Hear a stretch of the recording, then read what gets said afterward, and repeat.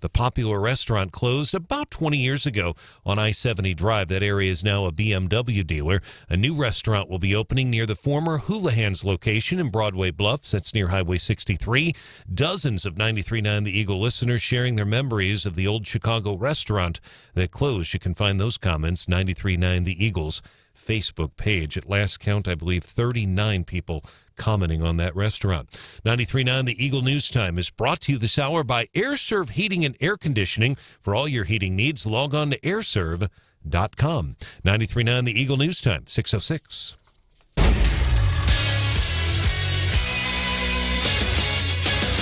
Turning our attention now to sports. The Houston Astros scoring 4 runs in the second inning last night. Altuve with a huge home run as well in the game.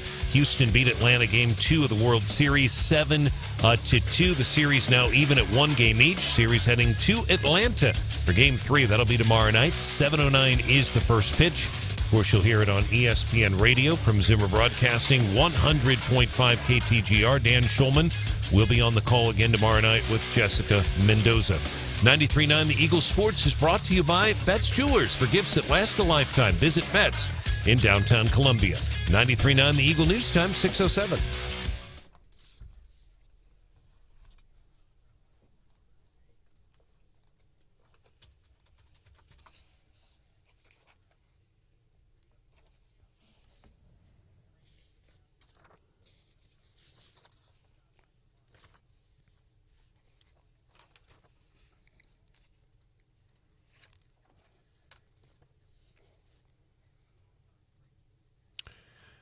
Kevin, thank you. And our weather is brought to you by Club Car Wash. Visit clubcarwash.com. Find a location near you. 48 degrees.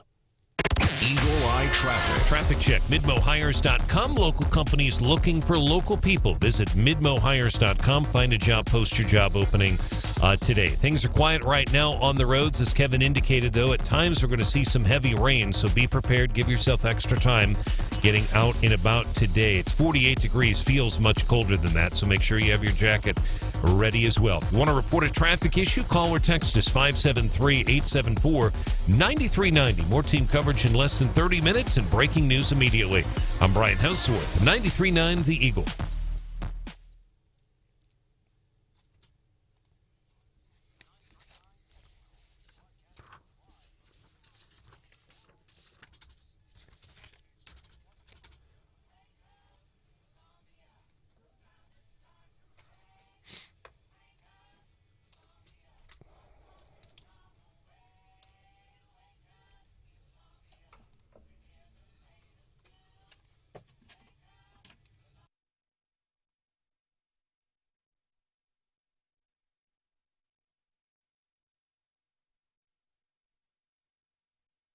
Democrats are now talking about dropping paid family leave. I mean, this is something that Biden campaigned on. This is something Biden spoke specifically to when he laid out details of what was going to be in the deal during the CNN town hall. And if it's now dropped, I mean, how do they sell a bill if some of their biggest selling points are now getting cut out? Are you concerned that it looks like your party is blowing it and that Democrats can't govern? And you know that has huge ramifications. It has a ripple effect. And look at what's had agreement on this. I love this because Stephanie is smiling, and I think there's context to this story. That's all CNN audio. Ben, it was a very, very bad day for Joe Biden and Democrats yesterday, and that's a good day for us here on Wake Up Columbia. Listen, we want the country to do well, but the stuff... Yesterday, as I'm thinking about our conversation we had with this guy who wants to be mayor of Columbia, David Seaman, and I'm thinking about what Democrats are doing in D.C. It's socialism. That's what they're doing. That's what a lot of these people want to... Let's build a homeless shelter here in Columbia. Nobody have to work. Nobody have to do anything. The stuff that they're trying to do with this socialistic infrastructure package, it's socialism. It's bad. This is not good for our country, and it's scary to think that that's what people want to do. It's scary to think it could happen unless we continue the fight. But the other thing that got me, I'm like, how can adults think that these are good ideas? And I'm being serious, but how on earth do they think these things are good ideas? And I'm being serious. Yeah, and How? And you had said that Biden had a bad day yesterday, but when was the last time the guy had a good day? Because it's been a bad month, a bad couple months, and watching his priorities fall out of this bill on the, and he's ready to go over to Europe today, right? And to try to tell world leaders that he's a leader and that they should follow his lead. And they're looking at us saying, you can't even get your own people, in line. You can't even lead your own country. You can't lead your own party. That's embarrassing. It really is. I mean, I feel that embarrassment. I'm not kidding. Right now, as you said, because something you and I have talked about a lot, are what's happening here in America. We spoke with a guy earlier this week protesting at 3M, voted for Biden, and he told us, we played that interview here on the show. He's like, yeah, I voted for Biden, and I'm really, really regretting that. This guy right here in Columbia said it right here on broadcast media in mid-Missouri, and something we've covered for a long time. Our view on the worldwide stage, it was bad, and now it's just like, I'm not exaggerating, like, I'm hurt.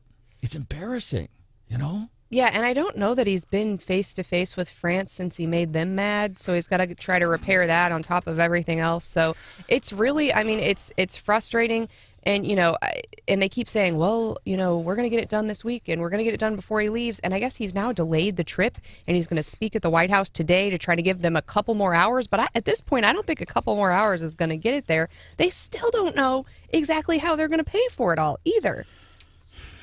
It's horrifying. It's embarrassing, and we're not even a year into this thing, man. This is what are we at 9 months, and then it's not going. We're going to get more into some of the stuff in this socialist infrastructure package. Matter of fact, I think we're going to cover some of the stuff in the daily DC rundown with Stephanie Bell coming up at 6:25, and then his administration in general. Merrick Garland testifying yesterday in DC. Mike Lee from Utah. Tom Cotton, Arkansas, and our very own Josh Hawley going after this guy. And I'll tell you, I want to highlight what Josh Hawley said yesterday. Here's what I appreciate about people like Hawley and Mike Lee, Tom Cotton yesterday. I get these things with hearings. We all get excited. We get around the TV, and it's usually, it's just a bunch of guys just poking and prodding at somebody, and these guys that are asking the questions, they're on a dais, they're kind of elevated, and it's a lot of pomp and circumstance, if we're all being honest. But I will tell you yesterday, and Josh Hawley, he gets passionate about stuff. Passionate. And all three of these gentlemen yesterday, this was not for TV. What you're about to hear was not for TV. What you're about to hear, and I think what Josh Hawley is saying here, he's passionate. Josh Hawley, he's got kids, go to schools.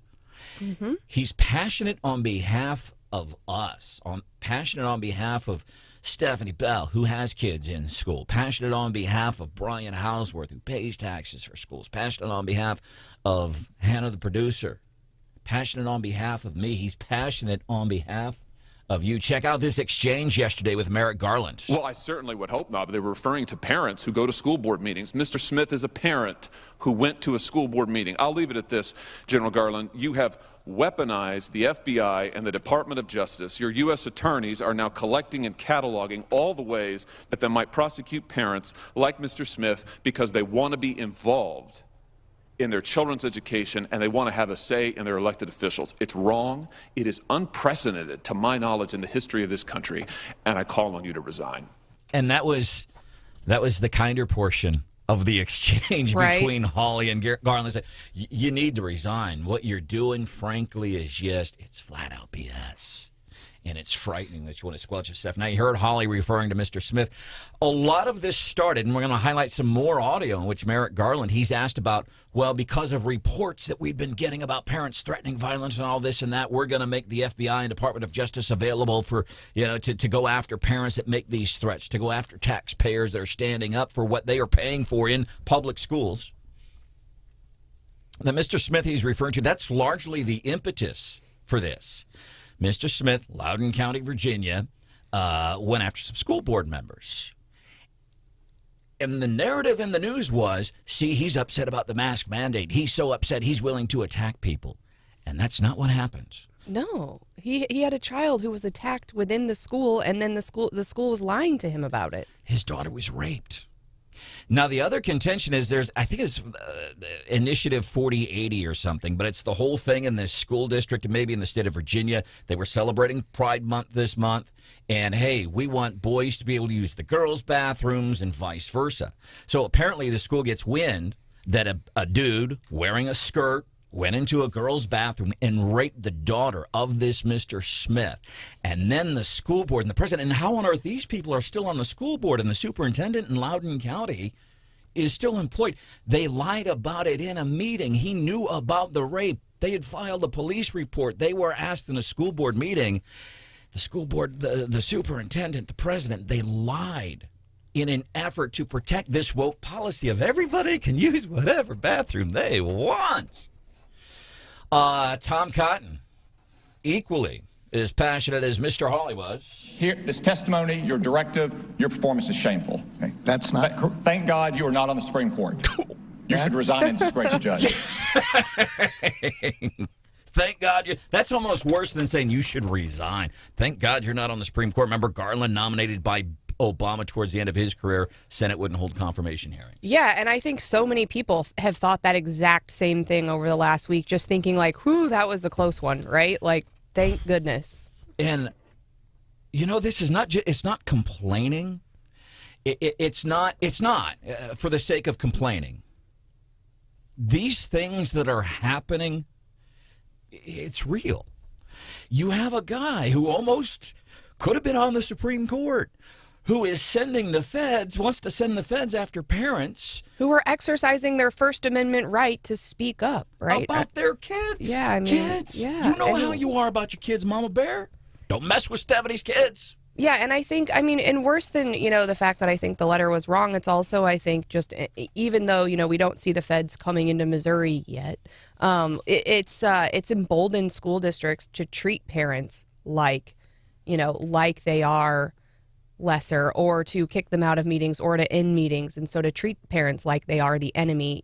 And I think we've seen that since that letter came out. It's really given them kind of a backstop and emboldened them to say, hey, parents, you're the enemy. We're the ones who are in the right. We know better how to handle your kids or handle your kids' education. And we've seen it like in Virginia with Terry McAuliffe. What did he say? He said parents shouldn't be involved in what is taught to their kids. I mean, it's and like you said earlier, it baffles me on how these words come out of someone's mouth and they actually believe them to be true, that parents should not be involved in their own kids' education. Terry McAuliffe, to give you a more mindset of these people, and I do hope some way you're getting, because we see some of these things. Matter of fact, I have audio. I don't know how much of it I can use, but a school board president in California, Los Alamitos, California, her name is Marlis Davidson. Parent gets up and says, hey, I'm just really against this mask mandate in schools. I think you are doing more harm than good. The school board president, as the woman steps away from her speech, says, not remembering apparently that her mic was just on 4 seconds ago, the school board president says, F you. Which is worse, that or what Dr. Helen Wade did in Columbia, just shutting a parent down and going to recess in the meeting, not telling people what's going on, which is worse. And the parent didn't hear it. It was afterwards. News reports caught the school board president saying to the parent who spoke passionately about her kid, saying, F you, or ending the meeting, which is worse. So we saw this in the Columbia Public School Board. They just ended the meeting, recessed, came back, but people that were there might have been an FU or two behind closed doors, right? Just I don't know. On the microphone. There's Stephanie Powell. Good morning. Brian Hauswirth is here. Welcome back, Hannah, the producer. Good morning. My name is Branden Rathert. Terry McAuliffe asked yesterday about, listen, parents are getting involved with what's happening in schools. They're paying attention. They are getting involved. And I think more and more people are starting to realize what these people, what these school boards, what they're doing. That mindset that Stephanie was talking about. We're in charge. We sit up here on the dais. We control you. And a lot of them, I'm not saying every single one. There's probably some good ones out there. Recent behaviors by a school board member here on the show yesterday. And by a school board member at a meeting a couple of weeks ago, says Says, yeah, that stuff it's happening right here. And I do hope you get involved somehow, some way. Speak up. Go to meetings. Do something. Terry McAuliffe under fire. He had said, parents, they shouldn't have any say-so in what their kids do. And this, it seems like, and we'll find out less than a week from now whenever they hold the gubernatorial election in Virginia. But it seems like people there are like, yeah, I don't think that this is the guy. I don't think parents should be telling schools what they should teach. And it's coming back, it seems like, to potentially bite him, where he had been leading in most of the polls. Now they're about neck and neck. So yesterday, a reporter gives him a chance. Hey, you want to kind of clear any of this up? Here was the question. How are you going to work with those parents who have concerns about how things are being taught in schools? Yeah. How are you going to work with those parents that have concerns? How did Terry McAuliffe answer that question? His answer coming up at 6:35, as long as Hannah, the producer, reminds me. 6:35, Terry McAuliffe answer. What do we have in the Daily DC Rundown? So something I haven't really been hearing a lot about. There's a big hearing in Congress today, not anything to do with infrastructure. Thank goodness! Yay! All right, what is it? There's another big hearing in Congress today. It's not that socialist infrastructure package. What is it? Daily DC.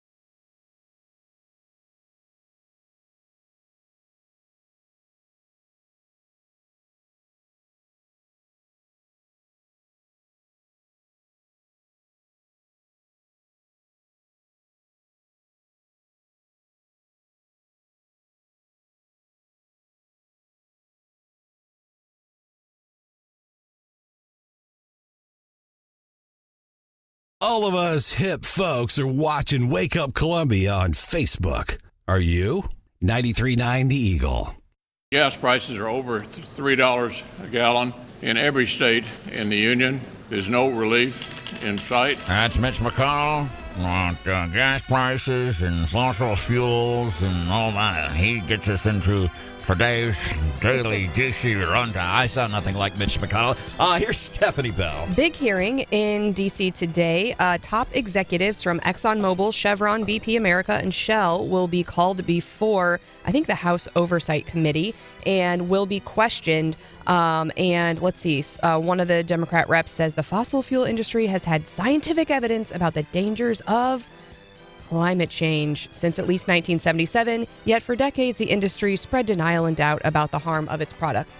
And so a lot of folks in Congress are kind of drawing comparisons between this hearing and kind of the hearings regarding the tobacco industry many years ago and saying, hey, we're calling them to, we're going to pressure them and ask them questions about all this misinformation. And so that is happening today. They will be in the hot seat. So they say it's like the tobacco industry where for years tobacco said, the additives and the chemicals we put into our cancer sticks, safe, you got nothing to worry about. Are they saying they're kind of equivocating what the gas industry yes, doing now? And so they're talking about misinformation to protect the industry. And I guess there was somebody kind of not caught on a hot mic, but there was somebody from Exxon, a lobbyist, was caught on a video bragging about fighting climate science through shadowy groups or whatever. And so that has come out. And of course, the higher ups at Exxon have said, we disagree with what he said, but now they're getting called in to the principal's office and they're going to have to answer some questions. And this is like, we joke about, I'll send you a link that says masks don't work. Well, I'll send you 2 that say they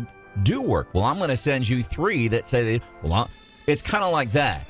With it, say, listen, we have these studies that show that fossil fuels and the harvesting of fossil fuels, no effect on the climate. And you have another group, we have studies that say they do. Well, and that you need certain, energy sources to build all of these green electric vehicles or windmills or whatever. And so, there's a lot of information out there about, when you compare the different sources, what actually is hurting versus harming the environment, never mind whatever we're doing, pales in comparison to the effect that China is having on the climate. I wonder how much good Virginia coal you got to burn to make one of those batteries for an electric car. Huh. Right. And that's your daily DC rundown on 93.9 The Eagle. Coming up, Fox News. People nationwide continue to say no to vaccine mandates. They have that story for you coming up here at 6:30. A high-profile murder case close to getting underway in Columbia. Brian has this story for you coming up at 6:31. And then at 6:35, we might take a little peek into this mayoral poll that we did on our website on 939theeagle.com. As a matter of fact, Fred Parry will be here at 8:10 as we take a deep dive on that. ABC 17 storm track forecast. Rain, 50 today. Rain should end by tomorrow on a feel-good Friday. Tomorrow's high, 52. Right now, 48. Oh, by the way, Saturday looks good. Mostly sunny, close to 60. Stop by Club Car Wash. Get an unlimited membership, only $20 a month. Get more details, clubcarwash.com. And you can also find a location that's nearest you on that website. Fox News, I'm Chris Foster. President Biden will announce this morning a framework for the Democrats' social spending plan. Then he'll head off to Europe. His first stop will be the Vatican to meet with Pope Francis. On Saturday and Sunday, the president will attend G20 sessions with an agenda that includes global supply chain issues and Iran's nuclear program. He's scheduled to go to Glasgow, Scotland on Monday to attend the UN's Global Climate Conference, where he's expected to give a major address. Fox's Tanya J. Powers. Former President Trump hints he'll campaign in Virginia for the Republicans' candidate for governor. Trump chanting, "We love Trump" in Arlington, Virginia. Thank you, Arlington. See you soon. His spokesperson also tweeting in part, Virginia loves President Trump and his MAGA movement will be delivering a major victory to Trump-endorsed businessman Glenn Youngkin. Fox's Ashley Strohmeyer, President Biden and former President Obama have campaigned for the Democrat Terry McAuliffe. America's listening to Fox News. And now, award-winning news coverage with Brian Hauswirth on 93.9 The Eagle and 939theeagle.com. 93.9 The Eagle News Time with Robinson's Cleaners. Robinson saves you time. It is 6:31, 47 here in Columbia. It's 46 degrees in Jefferson City. Today's high around 50 degrees. Good morning, everyone. A Boone County judge will hear additional motions coming up in a few hours in a high-profile Columbia murder case ahead of Monday's jury trial. Joseph Elledge is charged with the October 2019 death of his wife, Mungshi G. 200 potential jurors will be called to the Boone County Courthouse next week, and a judge will ask each of them what they have seen, heard, or read regarding news media coverage of this case. Meantime, a retrial in a Jefferson City murder case will be held in January. Devin Shrimp is charged with murder for the 2019 death of Marquise Conley, who was killed near Rolling Hills Road. Mistrial declared in this month's trial after hours of deliberations.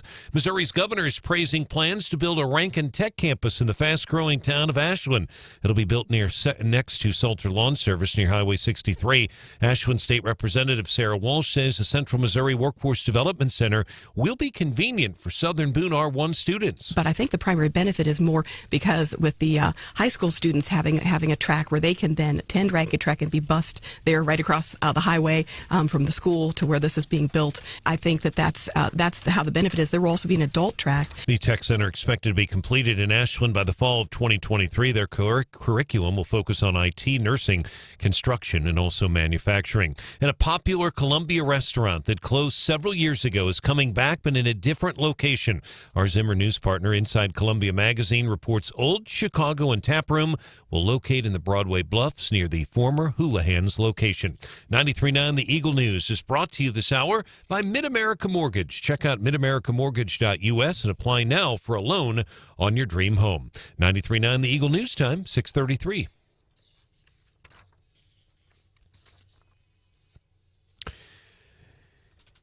In sports, 93.9 The Eagle, the Houston Astros scoring 4 runs in the second inning last night. They beat Atlanta in Game 2 of the World Series 7-2. That series now even 1 game each. Series heads to Atlanta for Game 3 tomorrow night. First pitch at 7:09. You'll catch it live right here on our Zimmer Broadcasting Group. KTGR 100.5. Dan Schulman, Jessica Mendoza on the call. 93.9 The Eagle Sports is also brought to you this hour by Mid-America Mortgage. 93.9 The Eagle News time, 6:34.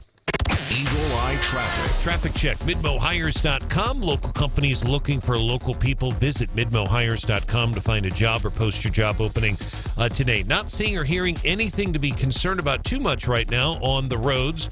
We do want to mention we've gotten word from the city that the beam signing ceremony for tomorrow at Columbia Regional Airport, that was a big ceremony. The 2 mayors, Mr. Treese and Mayor Turgeon, were going to be there.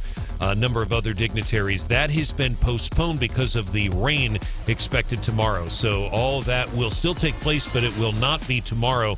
We get a new date. We'll certainly pass that along to you. The beam signing for the new Columbia Regional Airport Terminal. That event canceled tomorrow because of what we think will be heavy rain. If you do want to report a traffic issue, call or text us 573-874-9390. More team coverage in less than 30 minutes and breaking news immediately. I'm Brian Hauswirth, 93.9 The Eagle.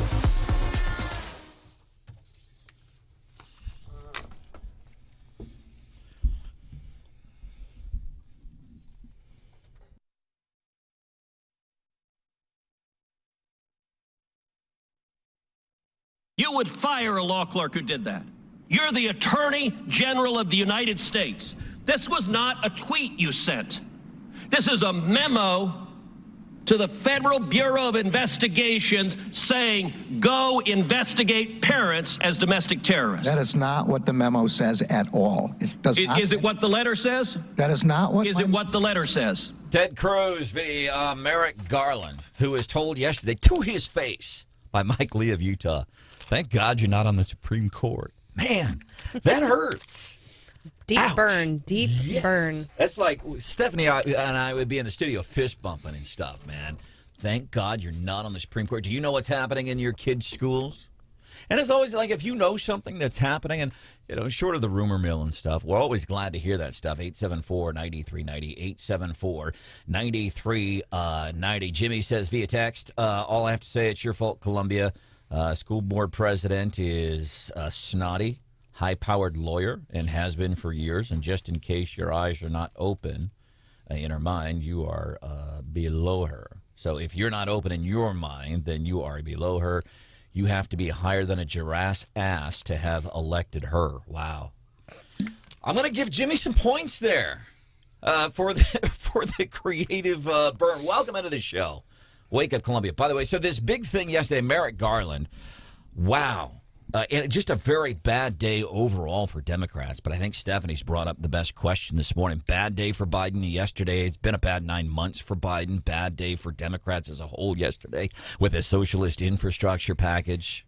Bad day. But I think the better question is... when was the last time he had a good day? I don't know. I'm trying to... that day he had an ice cream cone. That was probably a really good day for Joe. He looked very happy. He was very excited. I forget what flavor it was, but whatever it was, he was very excited. Stephanie's got a new white woman problem. We'll have that at 7:10. Well, I shouldn't say that. This is a problem affecting a lot of people. But a lot of times, and I'm guilty of this, supply chain issues, whatever. And then all of a sudden, I can't get, going to the grocery store and I can't get my ramen noodles. Now it's affecting me. Now I'm mad. Now it's time to talk about here on the show. How are you this morning? I'm great. Brian, did she sound like she was being genuine there? How you doing this morning? Great. I think she's got a lot of work on her plate. She does. I do. How are you today? I'm doing fine. I'm doing great, and I hope you guys are doing well, too. Well, thank you. And there's Hannah, the producer. We're glad to have you back. It's good to be here. Hannah ate some leftovers in the fridge. No. How old were those things? No, that's not. No. No. It's not leftovers. It was ground turkey that had lived in the fridge for... well, it had been in the freezer for a couple weeks, and then I put it in the fridge. Just so you know, even the interns that you can't see, all the interns are like, she's full of crap. No. So then how long was it in the fridge? I don't know. I was afraid that I had poisoned my boyfriend and I with this turkey, but I don't think that's what happened. So it was in the fridge more than one day? Well, yeah. Would you say it was in there more than 3 days? Yeah. Would you say it was in there more than 5 days? I don't know. Maybe. Oh, I think we're getting somewhere. We're getting to the truth. I'm really weird about leftovers. By the way, there was a big... you're really weird in general. That's true story. Last week, big turkey recall. Do you think that was it? Did you eat some recalled turkey that you didn't give back to the grocery store? No, I mean, it had been in my freezer for a couple weeks, so I think I'm probably safe there. All right. I had feared that I had gotten my boyfriend and I sick, but the time frame of when my symptoms started, it would not have been from the turkey. Okay. All right. Well. But thank you for trying to call me out in front of everybody. I appreciate that. Questionable amount. Well, I'm really weird. Like 3 days. Like I have a friend and she'll like 5 days in the fridge. She'll still eat that. Nope. 3 days. And even 3 days is pushing. And I don't know what the guidelines are. How long in the fridge will leftovers live for you? I don't love leftovers. Yeah. So, yeah, not. Usually I look at them and I'm like, I don't feel like that today. And usually they go in the trash later. Brian? Same thing. And I'm very careful with that. Yeah, they usually go out. I don't like to waste food, but on the other hand, I can't. Yeah, that is, when you get sick, like what Hannah talks about, that is just the worst feeling. It's just horrible. But again, I did not poison myself. I understand completely. But yeah, it's a tough thing. I don't eat a lot of leftovers. Usually I try to keep the portion size a little low anyway, right, and then go from there. So 3 days? I'm 2 days. I say 3, but it's 2. Maybe a day. Really? If that. So Hannah, 5 days you're thinking stuff was just thawing out in the fridge, ground bird in your fridge, just sitting there collecting bacterium. Okay. See, and I have a husband and 3 kids, so I'm like, hey, guys, do you want leftovers tonight? And I can usually get them to eat some leftovers. It's not really much different than when you had an ice cream cake all to yourself and you kept taking it out of the freezer, and as you were eating on it, it was thawing out, and then you would stick it back in the freezer, and you would repeat that process.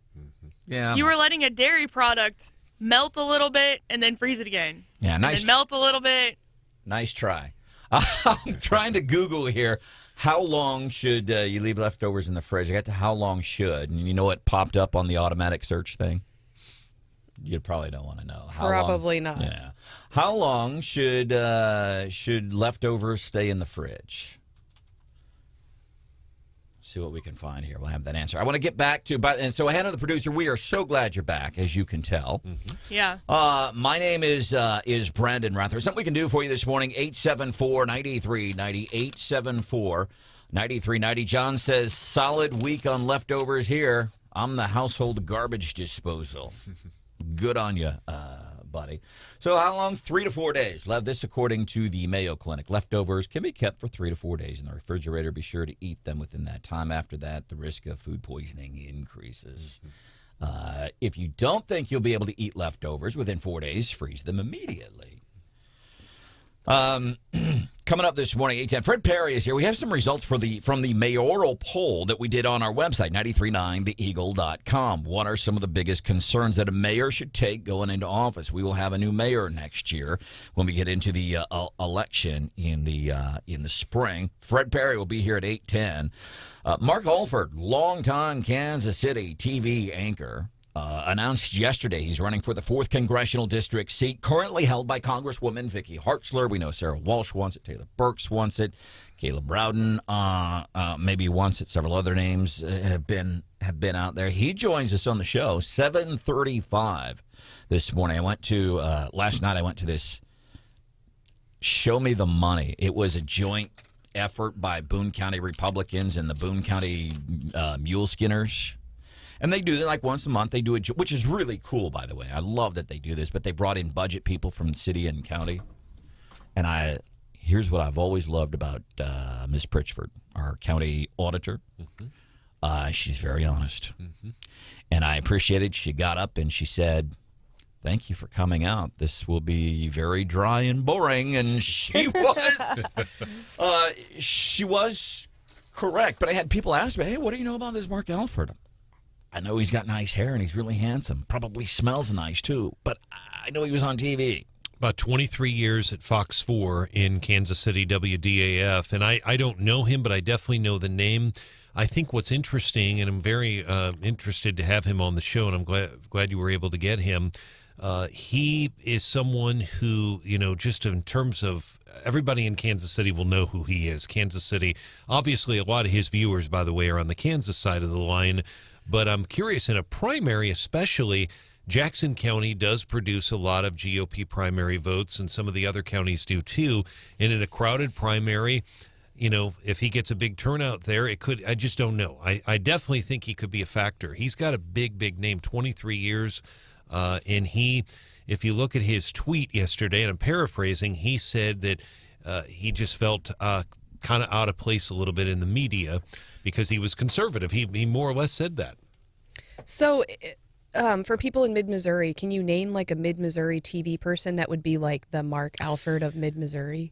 Well, it's he was primarily a morning anchor. Now he may have been an evening anchor at one point, but I would have to say comparably it would be I would say somebody on the CBS affiliate 13 because KOMU obviously college kids mostly exactly turnover. But I think like Teresa Snow, Sarah Hill, people that you just know who they are. Yes, I mean I would put him in that category. Kermit Miller and Mark Slavitt probably.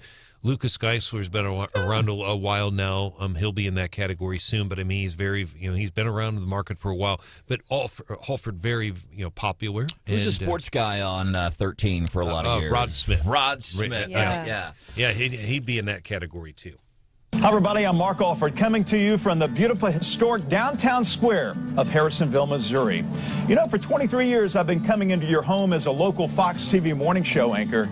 But I recently decided to get out of that business I once loved because being a conservative, critical thinker, a person committed to truth, supportive of law enforcement and small business, a believer in the Second Amendment and legal immigration, well, it was always like being a fish swimming upriver. So he speaks the truth. What we know about most news outlets, most media, it's liberal. They have this big agenda. It's liberal. It's socialism. That's what they want. Everybody should have free health care and homes and all this stuff. We get to meet the guy 7:35 as we try to help shape opinions on this race, the 2022 race for that 4th Congressional District seat currently held by Hartzler, who's leaving it because she wants Roy's seat with a whole bunch of other folks. Some of these numbers from this mayoral poll, some of the highlights, what people want. And I said this to David Seaman yesterday. He's on the school board right now. I'd go back and check out that interview on the Wake Up Columbia podcast on demand anytime, all the time. But he said his number one priority, I think he said, was disparity, what's going on with the racial disparity in traffic stops. And I just don't think, and we had a healthy disagreement. I said, well, I don't think that's people's number one concern. And he said, you know what he said to me? He said, okay. Which is great. Sometimes people disagree. But I just don't think that people are going, man, that's our number one issue. I don't know if that's the kind of issue you hang your hat on and get votes. I could be wrong. But I made $1 million bet on the show yesterday that I would bet that nobody in this mayoral poll, which we now have the results of local polling we did on 93.9 The Eagle, whether anybody would put that. Yeah, we need to figure out the disparity. Because I know why we have a disparity in traffic stops. We've covered it for years now here on the show. But Fred Parry will be here at 8:10. And I'll give you a little hint. You know who got most? You could write in. Who would you like to see run for mayor? One of the top write-ins that people chose, Fred Parry. One of the other top write-ins, Gary Nolan. Wow. Okay. Gary Nolan show. Here on 93.9 The Eagle. He's here at 9 o'clock this morning. The second most important issue, according to our poll, second most important issue, building a stronger business climate. What was the number one concern on our poll? We'll have that coming up about 6:52. And I do want to cover this real quick. Terry McCullough. Man, he was given a softball yesterday. I thought this was like a gold bar. Reporters like, hey, man, you're taking it on the chin right now. You're starting to sink in the polls. You're saying parents should have no business, should have no say-so in what their kids learn at school.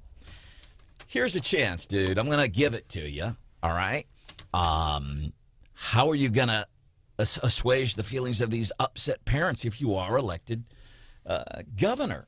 How are you going to work with those parents who have concerns about how things are being taught in schools across? So how did he answer that question? We'll also have that coming up at 6:52 here on 93.9 The Eagle and 93.9theeagle.com. Looks like it's going to rain through tomorrow. Bummer. But it'll be nice for the weekend, right? Man, Saturday, mostly sunny, getting close to 60. Right now, rain, 48. This is Wake Up Columbia. Hannah, the producer, Stephanie Bell, Brian House.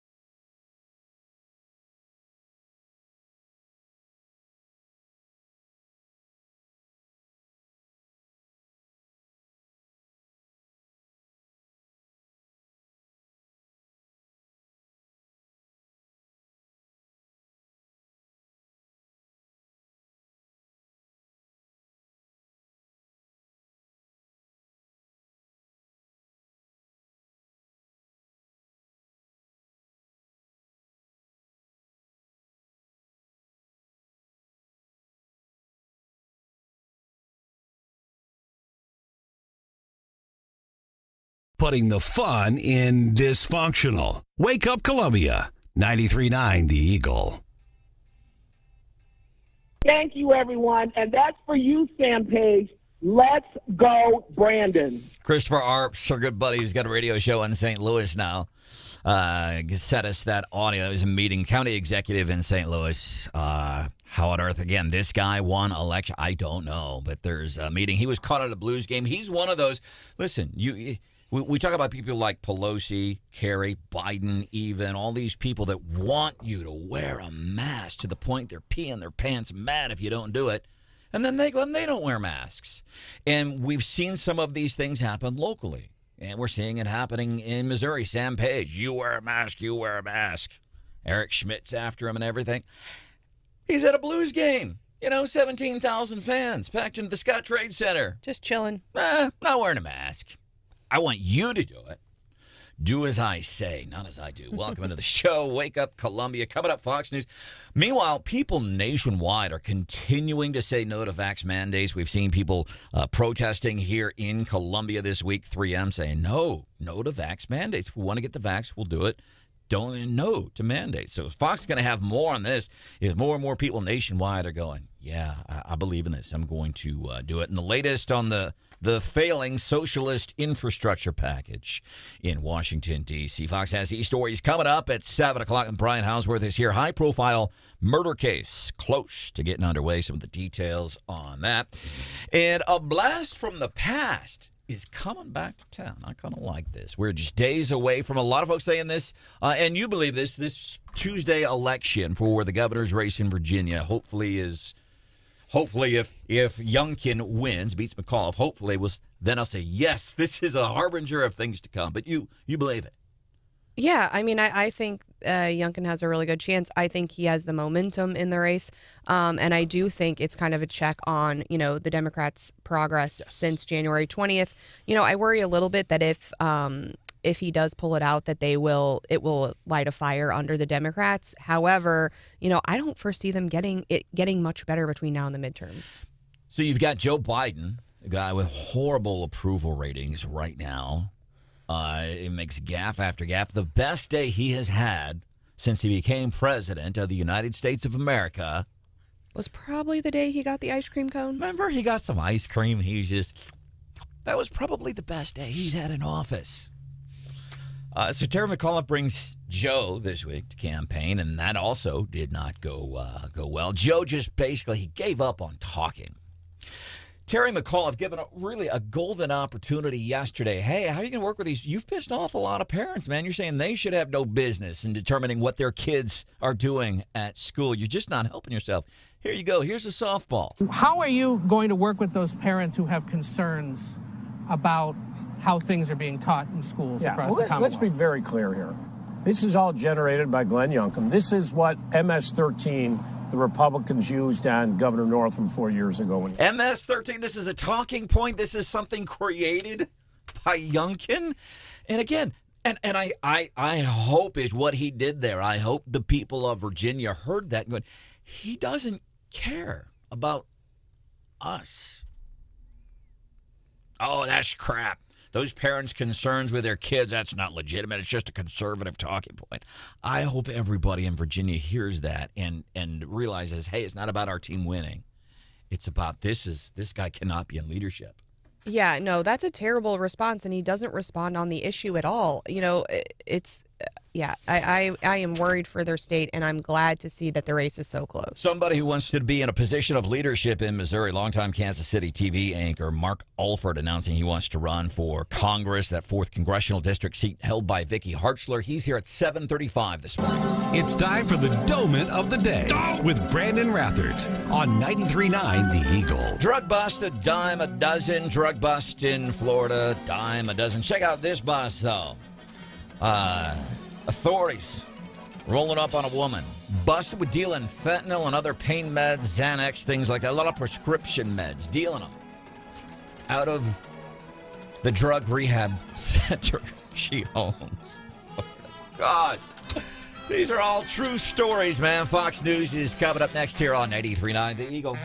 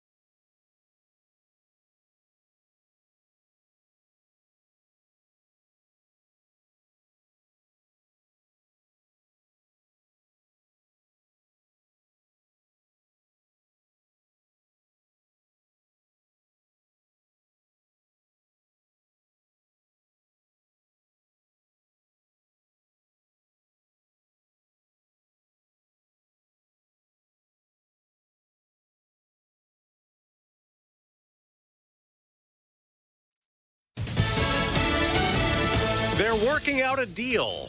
I'm Dave Anthony. Fox News. President Biden will go to the Capitol in an hour, expected to announce a framework agreement on the Democrats' social spending plan, which could then trigger a vote tonight or tomorrow on the bipartisan infrastructure bill progressives demanded be approved in tandem with the spending bill. There was a last-minute push from the White House to get this done. We know that there's going to be a framework released, multiple sources saying that it's expected to land somewhere between $1.75 and $1.9 trillion. That is what congressional Democrats were told to expect the last time they spoke with the president. But this came together at the last minute. Some of the programs and the pay-fors were undergoing multiple iterations, really undergoing surgery as recently as just last night. Fox's Jackie Heinrich at the White House. All Republicans oppose the spending and tax hikes to fund it. House GOP leader Kevin McCarthy tells Fox it still might not come together. They're going to walk out demoralized, fighting among themselves because their policies are wrong. All this before the president leaves today for Europe for a G20 summit of world leaders in Rome, then a climate change summit next week in Scotland. They've picked a jury, so a trial gets underway today in Charlottesville, Virginia, 4 years after a Unite the Right rally turned violent and deadly. Fox's Zebin Brown is on the case live. Yeah, Dave, it's a federal lawsuit accusing 24 defendants of conspiring to violate rights of peaceful counter-protesters who showed up to the 2017 Unite the Right rally that turned into chaos, resulting in violence against non-whites and Jews and the death of Heather Heyer. One avowed neo-Nazi has already been convicted and sentenced to life in prison for her killing. The suit today is brought by a number of people injured in the rally and says the organizers planned it all on the internet network Discord. Dave. Eben firefighters will protest along with municipal workers in New York City today against a looming COVID vaccine mandate. If they don't get a shot by tomorrow, they'll be put on unpaid leave. America's listening to Fox News. I struggled with symptoms like frequent gas and stomach pain for years. I was bloated all the time with daily diarrhea. At first, I thought it was what I was eating. I kept thinking it was stomach issues. So I did my research and talked to my doctor, and we finally uncovered the truth. It was actually EPI. Exocrine pancreatic insufficiency, or EPI, is a condition where your pancreas is unable to help break down your food. It can lead to symptoms like diarrhea, gas, bloating, stomach pain, unexplained weight loss, and oily stools. And EPI symptoms can be confused with those of other common digestive conditions, like irritable bowel syndrome, Crohn's, and celiac disease. So getting to the right diagnosis meant being more open with my doctor about the severity of my symptoms and how often they were happening. But there's good news. EPI is manageable, so don't wait any longer. Use the symptom checker at identifyepi.com and schedule a visit or call with your doctor to ask, could I have EPI? Sponsored by AbbVie.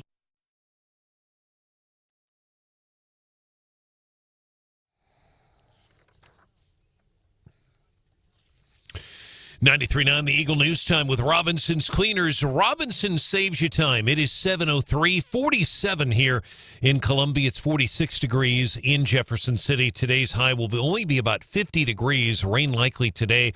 Continuing tonight, our overnight low will be 47 degrees. Good morning, everyone. A former Kansas City area news anchor is running as a Republican in the congressional seat currently held by Congresswoman Vicky Hartzler. His name is Mark Alford. He announced his candidacy on KCMO Talk Radio on Wednesday. He previously worked as an anchor for WDAF, which is Fox 4. He says he feels God has called him to run for office. Hartzler is running for the U.S. Senate. Other candidates for Hartzler's seat include State Representative Sarah Walsh, former Republican Boone County Clerk Taylor Burks, as well as Republican cattle rancher Colina Bruce. We'll hear from Mr. Alford coming up live here on Wake Up Columbia after our 7:30 newscast. Meantime, a Jefferson City teen suffers moderate injuries after swerving to miss a deer going through a barbed wire fence and then crashing. Pulled over and ended up on the driver's side in a creek. Firefighters had to pull the teenager out of the car. He was taken to a Columbia hospital with moderate injuries. Police say he was not wearing a seatbelt.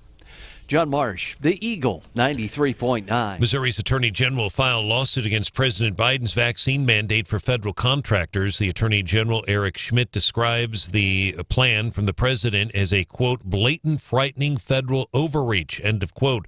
Supporters of the plan say it's about protecting health. Boone County prosecutors and attorneys for Columbia murder suspect Joseph Elledge are back in court this morning. Here in about 2 hours, motions ahead of next week's high-profile trial. Elledge is charged charged with first-degree murder for the 2019 death of his wife, Mungshi Ji. A judge will hear what are called Daubert motions at 9:30 this morning. Those are motions to exclude testimony of an expert during a trial. Jury selection starts Monday morning in Elledge's trial. 100 potential jurors will be brought in on Monday. Another 100 potential jurors will be brought in on Tuesday morning. And again, the trial could go up to 3 weeks. Missouri's governor is praising plans to build a Rankin Tech campus in the fast-growing town of Ashland. It'll be built next to Salter Lawn Service near Highway 63. Ashland State Representative Sarah Walsh tells Wake Up Columbia the Central Missouri Workforce Development Center will be convenient for Southern Boone R1 students. But I think the primary benefit is more because with the high school students having a track where they can then attend Rankin Track and be bused there right across the highway from the school to where this is being built. I think that's how the benefit is. There will also be an adult track. And she also says there were a number of recruiters at this week's Workforce Summit, including recruiters from the State Office of Administration that is based out of Jefferson City. She says OA is currently looking to fill more than 50 IT positions. A Columbia mayoral candidate wants to see the city build a permanent homeless shelter. Columbia School Board member David Seaman, a former Marine, spoke on Wake Up Columbia. Wants to see Columbia tap into the American Rescue Plan Act, which is called ARPA. That full interview also available 939theeagle.com. And Columbia's Lindler Properties announcing that Old Chicago will be returning to Columbia. Popular restaurant closed about 20 years ago on I-70 Drive. A new restaurant will be opening near the former Houlihan's location in Broadway Bluffs near Highway 63. Dozens of 93.9 The Eagle listeners been sharing their memories of the Old Chicago restaurant that closed. That is all taking place 93.9 The Eagle's Facebook page. 93.9 The Eagle News is brought to you this hour by the Candy Factory. They make fresh daily their secret caramel sauce for their caramel apples. You can pick them up today. Candy Factory in downtown Columbia. Anniversary, birthday any day. It's thecandyfactory.biz. 93.9 The Eagle News Time, 7:07.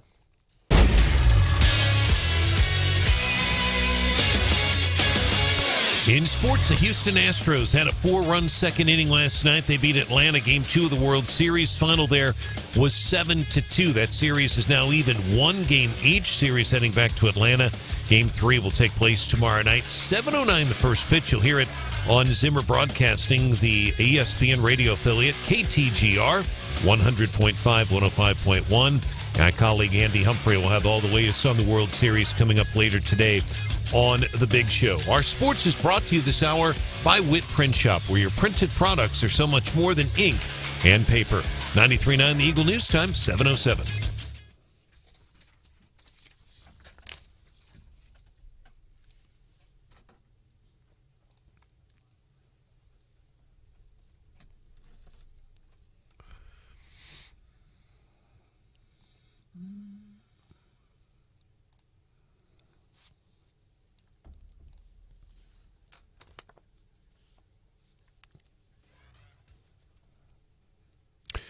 Kevin, great job as always. Our weather is brought to you by Club Car Wash. ClubCarWash.com. Find a location near you. In Columbia, 47 degrees. Eagle Eye Traffic. Traffic check with MidmoHires.com. Local companies looking for local people. Visit MidmoHires.com to find a job or post your job opening today. Folks, the days in daylight continues to get shorter, especially a day like today. We're not going to see the sun hardly at all, if at all, today. Our sunrise 7:31 this morning. It will set at 6:16 p.m. and rain in the forecast the entire day. Not seeing any traffic issues right now. If you do see one or know of something, give us a call or a text, 573-874-9390. We'll have more team coverage in less than 30 minutes and breaking news immediately. I'm Brian Hauswirth, 93.9 The Eagle.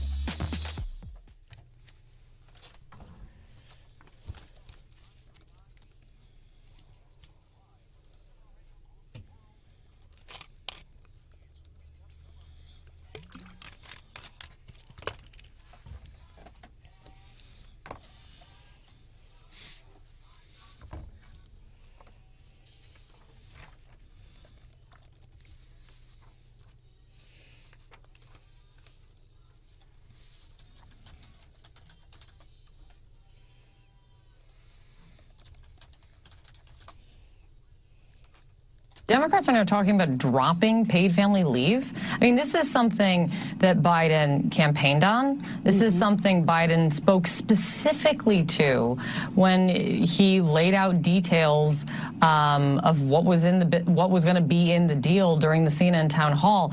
And if it's now dropped, I mean, how do they sell a bill if some of their biggest selling points are now getting cut out? Are you concerned that it looks like your party is blowing it and that Democrats can't govern? And you know that has huge ramifications. It has a ripple effect. And look at what's an agreement on this. I think it's important to add context. All of that audio there from CNN. They're getting real. Yeah, it's not looking good for us. And we can tell you here it hasn't looked good since January the 20th, when just days after the president took office, China telling us, yeah, you're not coming at us from a position of strength anymore. How embarrassing was that? So that is all on CNN. I think that is important context, and people are seeing what's happening with Terry McAuliffe in Virginia. The numbers in his race, he'd led pretty much the entire duration of this race, and we're just days away from the election. He's losing ground on that. Most polls right now showing him and Mr. Youngkin neck and neck, and I think I'll highlight the conversation we had earlier this week with the 3M protester. Guy really cool, very nice guy, and he's like, I'm protesting against his vaccine mandate, and he says, I'm vaccinated. I can be vaccinated and against mandates. Dang straight you can. And we asked the guy, and this was towards the end of our conversation, kind of tenuous and approaching it, but then he opened up. We asked, I thought, a pretty insightful question. Yeah, we said, how do you feel about voting for Biden? And he said, I'm really kind of not feeling so great about it. Yeah, and not only did he say, yeah, I'm not feeling great about the fact that I voted for Biden, but he went on and he sounded very well spoken as far as he's doing this, and he said, we're Americans. We should. This is just way too much. Don't let that happen here in Columbia. We have 4 people in that mayoral race so far. Could be more. 2 of them have been on the show already. David Seaman, Randy Minshew, who right now would be my vote. Randy Minshew, his ideas align with my personal ideas.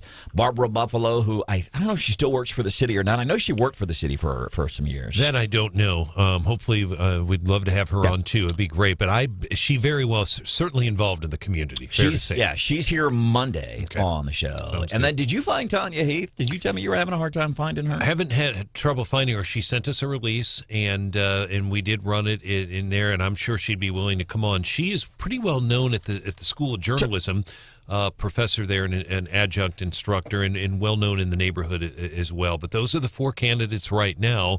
There obviously could be more. So we're saying don't let this happen in Columbia. Know the people that are running for mayor. Know what's on this ballot coming up Tuesday on this park tax thing. Our good friend Heather Hargrove, very active in the community.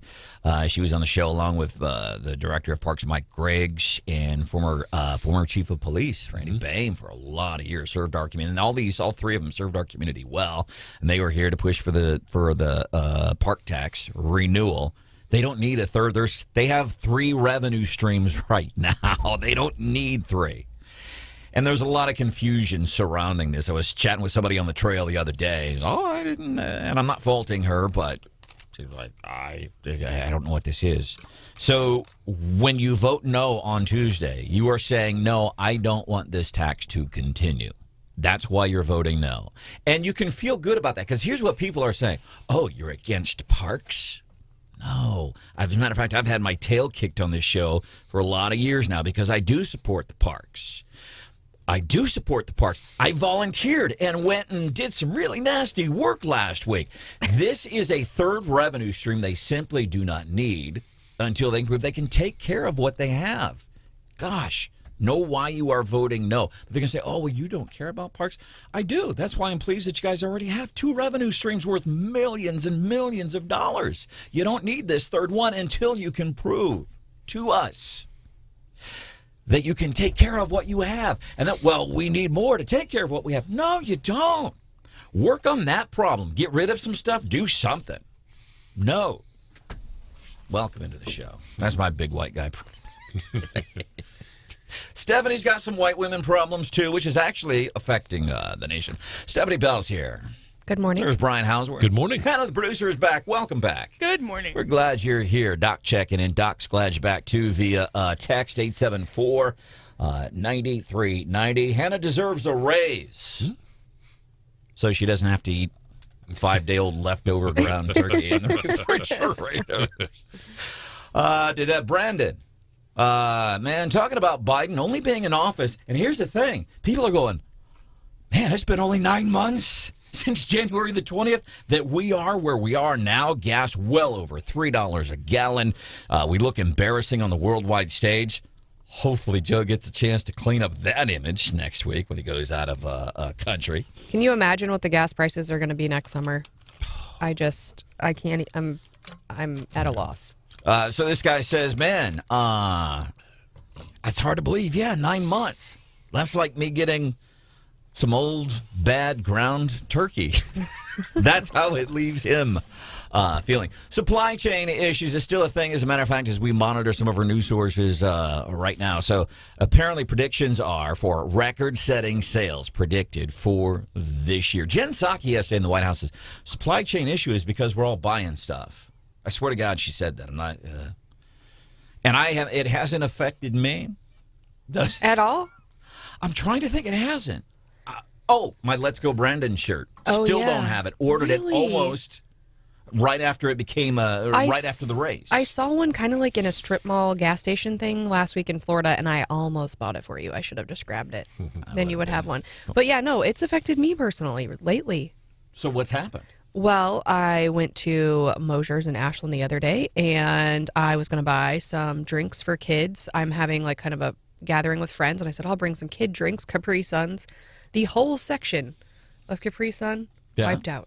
Mm-hmm. I don't know what's going on, but I think I've seen on social media where Democrats are accusing Republicans of taking pictures, like staging pictures of empty shelves. But I've seen it a couple of places, and it might have to do with that particular product or whatever. But that's the first time where I was like going to the store for something, and it just wasn't there. White woman syndrome. So what did you do? I bought Gatorade. But I think, too, and so then yesterday, all of a sudden, I'm sitting at work, and I'm getting all of these emails from Amazon. It's like, your refund is complete, your refund is complete. And I'm like, well, I didn't ask for a refund of anything. So I got on the phone, and I have, like, stuff set up on Subscribe and Save. It comes to my house every month. I've had it for years and years and years, never had any problems. And I called them. I said, hey, like, I didn't request a refund for that stuff. And they said, well, there was a delay. And I said, okay, I don't mind that there's a delay. I still want my stuff. And they said, yeah, too bad.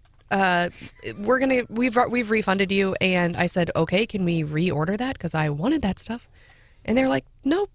They're like, your best shot is to put it on your Subscribe and Save for next month and get it then. Wow. Or just order it individually, like go back and order it individually, which for people who are familiar with Amazon, then you don't get the discount from Subscribe and Save. Anyway. And there was no apologies. There was no, like, we'll replace it. It was just like, you're out of luck. Brian, you been affected at all? To what Stephanie said, if you go to the Quick Trip in Columbia, which is very big, it's a big operation. You see a lot of delivery trucks coming in and out of there. I have noticed the last week or so, they've been missing soda and chips as well, and I haven't noticed that until about the past week or so. They're constantly having delivery trucks move in and come in, but other than that, no, I haven't noticed a whole lot. I don't think I've really been affected that I can think of. I haven't either. 874-9390, 874-9390. Jeremy says, Stephanie, Kool-Aid jammers if you run out of Capri Sun again. People sending us pictures of Let's Go Branden stickers. There's a guy by the name of Eric. And I don't know which gas station, but it's in Centralia. They have, and I don't know how they're getting away with it unless it's the owner, but they have Let's Go Branden on their reader board. Top downloaded songs yesterday on the internet. 4 of the top 5 songs. Let's Go Branden. Good morning. My name is Branden Rathert. Thank you for being here. So as we talk about what's happening locally with the mayoral race for candidates, 2 of them have been on. Another one, Barbara Buffalo, is coming on Monday. We did a poll on our website, 93.9 The Eagle. What do you think should be the mayor's #1 concern? And I'm excited to see the full results because I made $1 million bet yesterday. when we spoke with David Seaman, who's currently on the school board. By the way, I would recommend you go back and check out that interview on the Wake Up Columbia podcast. Wake Up Columbia, on demand, anytime, all the time. I bet $1 million. He says his number one concern as mayor was trying to figure out what the cause of the racial disparity in traffic stops, which is, it's just a conversation not worth getting into. All of us smart people, we know why. But I bet $1 million. I don't think that's going to be anyone's top priority in this poll. But won't be able to find out till 8:10 when Fred Parry is here. I will tell you this: the third most popular, the third biggest response as far as the mayor's priorities in Columbia, what they should be. Number 3, fixing Columbia's streets and sidewalks. Number 2, building a stronger business climate. Number 1 answer. What was the thing most people said on this poll? Should be the mayor's top priority. We'll find out at 8:10 with Fred Parry. Yeah, and the other thing, Mr. Seaman, and we obviously have audio with him. We've been running in our newscast. Branden, you're right. That was a top priority for him about the traffic stops, but also wants to see community policing and the permanent shelter for the homeless. And then the other one is he wants to see people-based, as he described it, people-based growth and development where they have increased wages and increased benefits. Those are really his top priorities at this point. And I think some of these things, top wages, that's great, because I would say, okay, so there's a little bit of common ground there, Mr. Seaman. Building a stronger business climate, attracting new jobs to the area, which were both top 5 in our poll. So there's a little bit of common ground. So let's talk about that. Building a stronger business climate doesn't mean just going out and giving every single employee $15 an hour. That is not building a stronger business climate, but it would be a start. It's, okay, we kind of agree a little bit on something. Let's go from there and see what else we can agree on. So I guess coming up 8:10 this morning, we'll find out if my streak of successful $1 million bets remains intact. Coming up just a few minutes from now, we're going to be doing What's Hot with Hannah at 7:25-ish here on 93.9 The Eagle. And then 8:35, there's a lot of excitement about this, I say new pizza joint, but it's coming back. It was a pizza joint that was here before. And, one of Hannah's rules whenever we talk about What's Hot with Hannah, you throw something out there, whatever, here you go. And it's like, wow. The people's response on Facebook, on the Eagle Facebook page, not the Wake Up Columbia Facebook page. Incredible over this pizza joint. It's one of the things we're going to be covering this morning. Hannah, should I chat with Tim now? Okay, 874-9390. Tim, what's on your mind, bud? You're talking about those supply chain issues. I work for a trucking company, and we have a lot of trucks that, break down, have repairs, stuff like that, and it's really hard to get certain parts.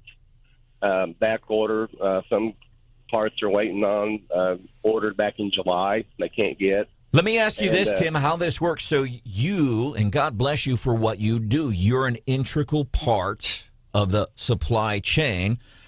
And when a vehicle in the supply chain breaks down, you have to order parts to be delivered to you. Who's going to deliver that stuff to you, man? It's a vicious circle. And on a personal note, I was wanting to get a spray-in bed liner for my pickup truck, and the guy at the shop said he's waiting on a certain type of resin that he has to use for that, so we're kind of waiting on that.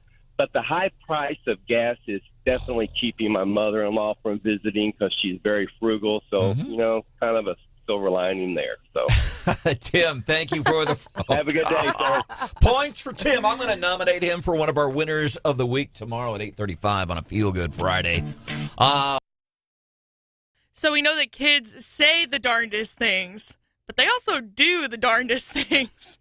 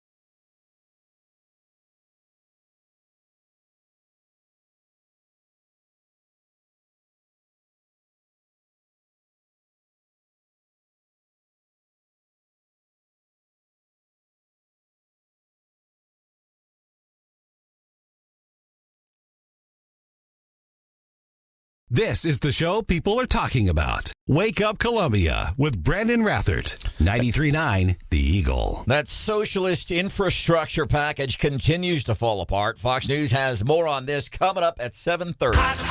Right now, 7:25-ish, which means it's 7:28. time for What's Hot with Hannah. So kids say the darndest things, and they do the darndest things. What kind of darn things do they do? Well, 3-year-old Emery was playing on her mom's phone while her mom was in the shower. Had an issue with it, so she asked her mom to help her. Her mom grabs the phone from her and realizes that her daughter somehow went on Instagram and was streaming a live video. Oh, no. Of the mom in the shower. Ooh. Yeah. I had a friend once who was she was trying to take a picture of her prescription medication in the bathroom to Guilty. send to her. So Fox News, this package, man, it's falling apart for the Dems. Fox is on that. A blast from the past coming back to town. Brian Hauswirth has that story, 7:31. By the way, a high-profile murder case close to getting underway. He has more details on this. 7:35, we're going to be joined by Mark Alford. He's the latest contestant in that 4th Congressional District seat held by Hartzler right now. He joins us 7:35 here on 93.9 The Eagle. I have your ABC 17 Storm Track forecast, and I'll start by saying this. It does, I know the forecast is to rain all day, but right now looking at radar, and yeah, we're going to be covered up for a while, probably until about noon tomorrow.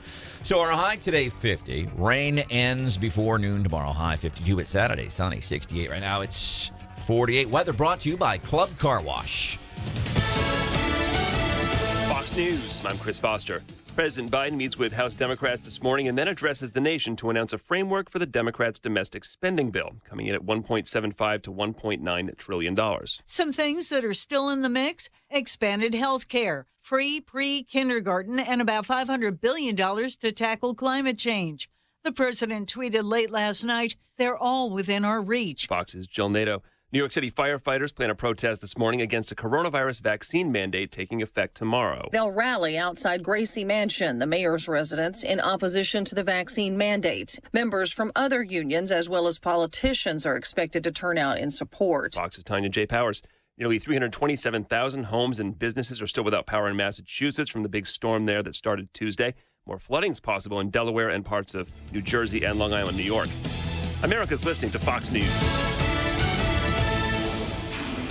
And now, award-winning news coverage with Brian Hauswirth on 93.9 The Eagle and 93.9theeagle.com. 93.9 The Eagle News Time with Robinson's Cleaners. Robinson saves you time. 47 right now, our current temperature in Columbia. It's 46 in Jefferson City.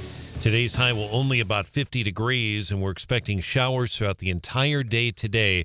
Have your jacket handy, also your umbrella. Good morning, everyone. Missouri's Attorney General describes President Biden's vaccine mandate as federal overreach. He plans to file a lawsuit against it. Attorney General Eric Schmidt says that suit will be filed by the end of the week. The president's vaccine mandate will impact businesses with 100 or more employees. Mandate supporters say it's about protecting public health. Meantime, former Kansas City area news anchor Mark Alford is running as a Republican for Vicky Hartzler's Columbia murder case ahead of Monday's jury trial. Joseph Elledge is charged with the 2019 death of his wife, Mungshi G. Another hearing tomorrow. The jury selection will begin on Monday morning. Retrial in a Jefferson City murder case is now set for January. Devin Shrimp is charged with the 2019 death of Marquise Conley. Mistrial declared in this month's trial after hours of deliberations. And a former Marine who's running for Columbia mayor wants to see the city use federal ARPA money to build a permanent homeless shelter. Columbia School Board member David Seaman tells Wake Up Columbia many of Columbia's homeless are military veterans. But when you don't have an address, it's nearly impossible to find employment. So actually having some spot where you can put down an address on an application, get a job, and begin to get your life back together. The city has received more than $12 million in ARPA money. That's the American Rescue Plan Act that President Biden signed. Mr. Seaman also supports community policing. He's also calling for people-focused development and growth that includes increased wages and benefits. You can hear the full Wake Up Columbia interview with Columbia School Board member David Seaman. That is on 939theeagle.com. Our newscast is brought to you this morning live by Dr. Kent Willett Dental Associates. Make an appointment appointment now, 573-445-5300, WillettDentalAssociates.com. 93.9 The Eagle News Time, 7:34.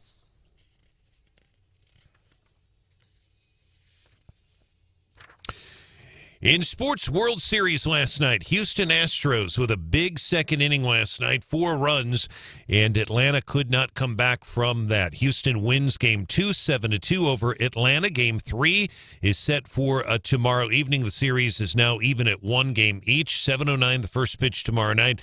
That game will be played in Atlanta. You hear it on ESPN Radio, on KTGR here with Zimmer Broadcasting, 100.5. Dan Schulman, Jessica Mendoza will have the call. Our sports is brought to you this hour by Adam Kinser, ServiceMaster at Columbia.com. He is the master of disaster with the big yellow van, 573-443-8383. 93.9 The Eagle News Time, 7:34. Eagle Eye Traffic. Traffic check, MidmoHires.com. Local companies looking for local people. Visit MidmoHires.com. Find a job or post your job opening today. It's been quiet on the roads right now. Give yourself extra time for sure this morning. Our sunrise was scheduled at 7:31. It's still dark outside right now and very dreary because of all the rain. Sorrells Overpass. Many of you have been asking about that every day. We will not see the demolition today, probably not tomorrow with the rain. Been checking in with MoDOT every day. When we find that information out, we'll pass it along to you. They have until November the 8th. If you want to report a traffic issue, give us a call or a text, 573-874-9390. More team coverage in less than 30 minutes and breaking news immediately. I'm Brian Hauswirth, 93.9 The Eagle.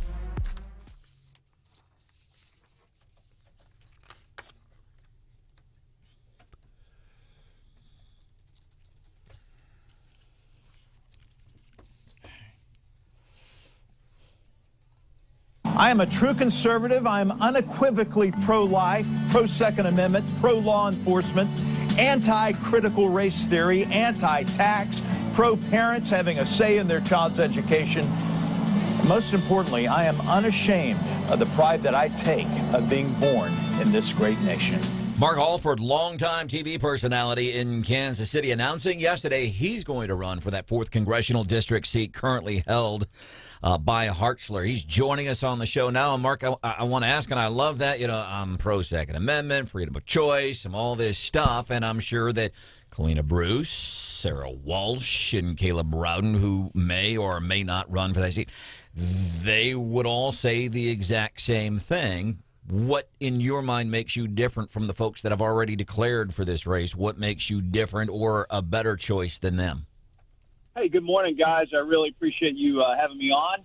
I know that I'm different in that the experience I have as a communicator with more than 23,000 hours on live TV, more than anyone in the world, that I can take that voice from Missouri's 4th congressional district and make it explosive and powerful and resonant in not only in Washington but in the nation through the media, using my media contacts, using my expertise to really get the message out of what we're all about. I know there's other well-qualified candidates that are in this race now and going to be in the race in the future.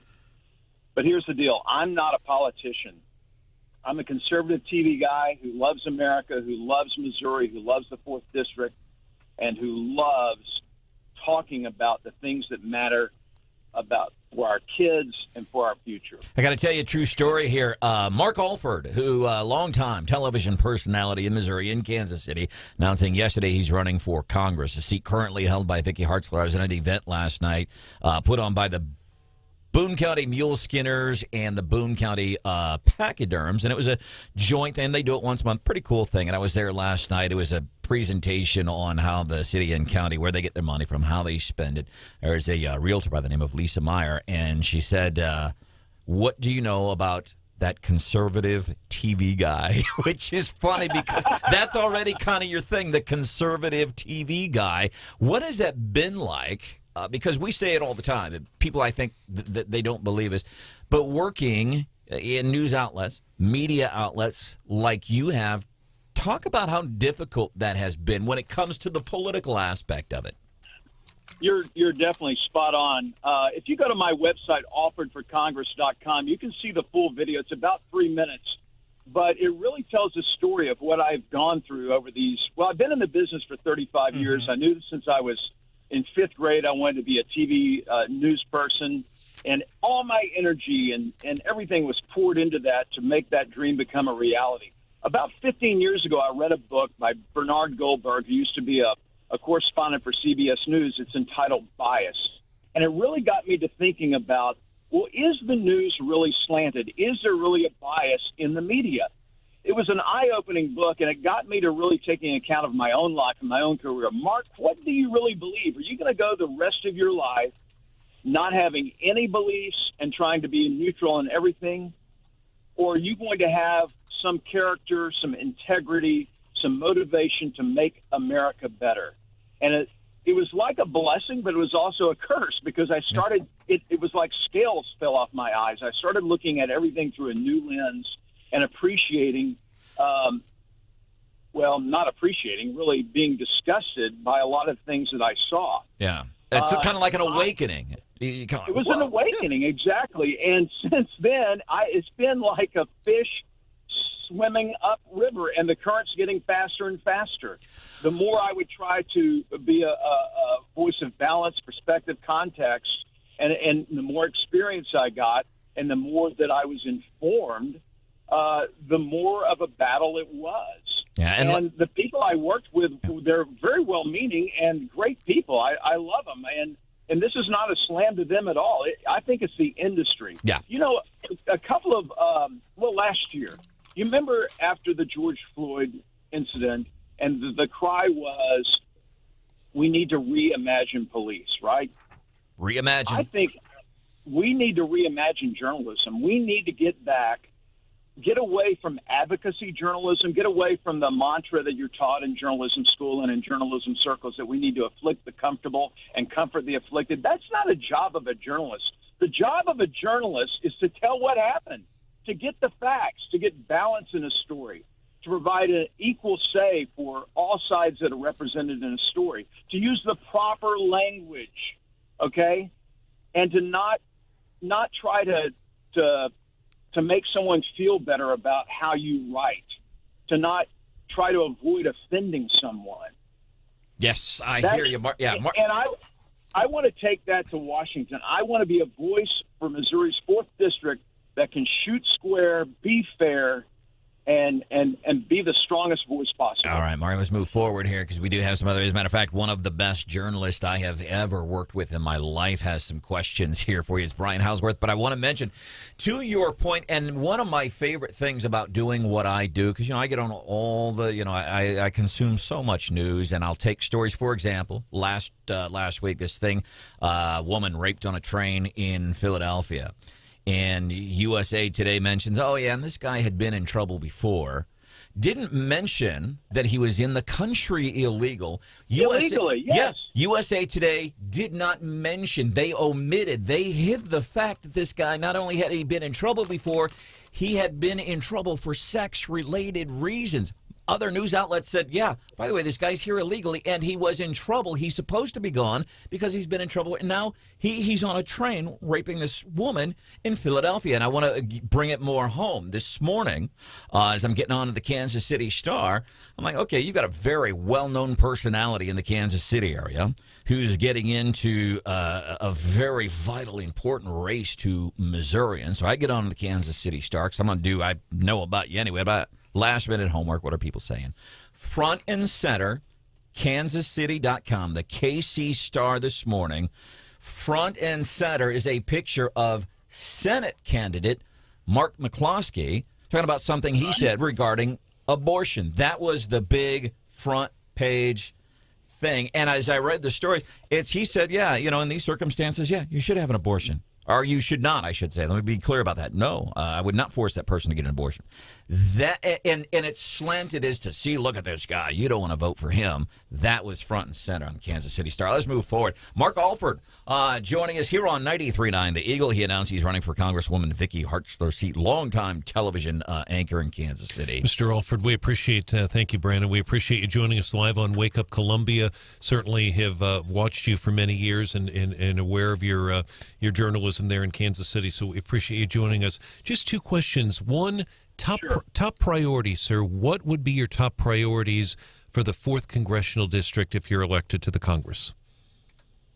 I think Vicki has done such a great job representing the 4th District over her terms in getting a voice for a strong military and for farmers. You know, we have more than 23,000 farms in Missouri. Think about that, all right? My brother-in-law, Stan Shoemaker, lives in Clinton, and we're down there a lot of time. In fact, I used to call Clinton my second home. He farms 3,500 acres, and I know from his experience just how important having a sustainable resource like the crops that they produce are, and how important it is to not just America, but a lot of our corn goes overseas. And if we don't have a sustainable system, supported system for our farmers, then it's not just our nation's breadbasket that's in trouble. It's the world that's in trouble. The other thing that I think is a really big importance for me is the military. Of course, Whiteman Air Force Base is within our district. My brother is a recently retired Air Force Reserve Lieutenant Colonel who actually flew refueling jets and actually refueled some of the bombers over Iraq and Afghanistan during the conflicts and wars there. And I come from a very strong sense of military and supporting the military and making them stronger and not taking anything away from them. All right, Mark Alford joining us here on 93.9 The Eagle. Just one follow-up question. Thank you for that information. Yes. Of course, Vicki Hartzler does serve on the Armed Services Committee and on the Agriculture Committee on Capitol Hill, so 2 huge issues. The other question I have, Mr. Alford, deals with a primary itself. It's 24 counties, as you know, in the 4th Congressional District. You've referenced Clinton, obviously, Henry County. It's Columbia. It includes Whiteman Air Base. It includes Fort Leonard Wood, all the way down to Lebanon. Just looking at it, it could be a crowded primary. You obviously, people know you from television in Kansas City. In a crowded primary, do you think you can win in a crowded primary just based on Kansas City, or will you campaign in all 24 counties? I know I can win, and I will be campaigning in all 24 counties, and I'm starting Monday in Sedalia. I will be there. I am taking my iPhone with me. I am going to meet every sheriff in every county. I am going to go to every town square and every county seat. I'm going to talk to people. I want this to be, and this sounds trite, a listening tour, but I truly believe, you know, as a representative of the United States Congress, there are 435 representing roughly 770 or 790,000 Americans. I want to be the voice of the people, and in order to be the voice of the people and to be the strongest conservative voice for the people, I truly need to hear what's on their minds and on their hearts that they want to get to Washington. And I will be personally going and interviewing people and getting to know them and posting those stories on my social media. And that will give me, I think, a clearer picture because I know what I want to do and what I want to say, but that's not my job. My job is a megaphone for the people of the 4th District. All right, Mark Alford running for that 4th Congressional District seat currently held by Hartzler. Our show is on until 9 o'clock every morning. You and your people, or you can reach out to me whenever you come to Columbia. Make sure you do it before 9 o'clock so you can come hang out in the studio with us one morning. So we can meet you, okay? I would love that. Thank you so much for your time, and I really appreciate you, and I'm really looking forward to getting to know the people of Columbia and Boone County. All right, Mark Alford running for Congress, 93.9. The Eagle, Kalina Bruce is on there too, Taylor Burks. Caleb Brown's supposed to do something about a week and a half from now. Kind of some cryptic social media stuff. Do you know what he said exists? Something, the next chapter, or it was something. Yeah, I think the next chapter, and I think it's November 8th. Yeah. So it'd be about a week and a half. It'll be the second Monday in November, and reached out to him. And usually, and I get it, he's really big. He's He's got 3 kids. He's got a wife who's a business owner. He's busy. Got an infant at home. But asked him, and he's always very good about responding. One of the things I appreciate. But I've reached out to him twice in the span of about 24 hours. Saying, hey, give us a heads up, get you on, and no response. And the one big factor about Senator Rowden that certainly has to be in the equation is he is in line, in addition to, you're exactly right, the 3 small children, but he is in line to be the Senate President pro tem. I mean, he will be. The Republicans will be in control. The only question is how many seats. So in basically a year, in 2 months, he would be in line to be President pro tem, as powerful. I think you could make the argument more powerful than the Speaker. It depends on your perspective. Would you give that up to run for Congress? I mean, that's a question we'd have to ask him. Stephanie, do you want to talk about this on air? The theory you have a little bit later? We'll see. Okay. All right.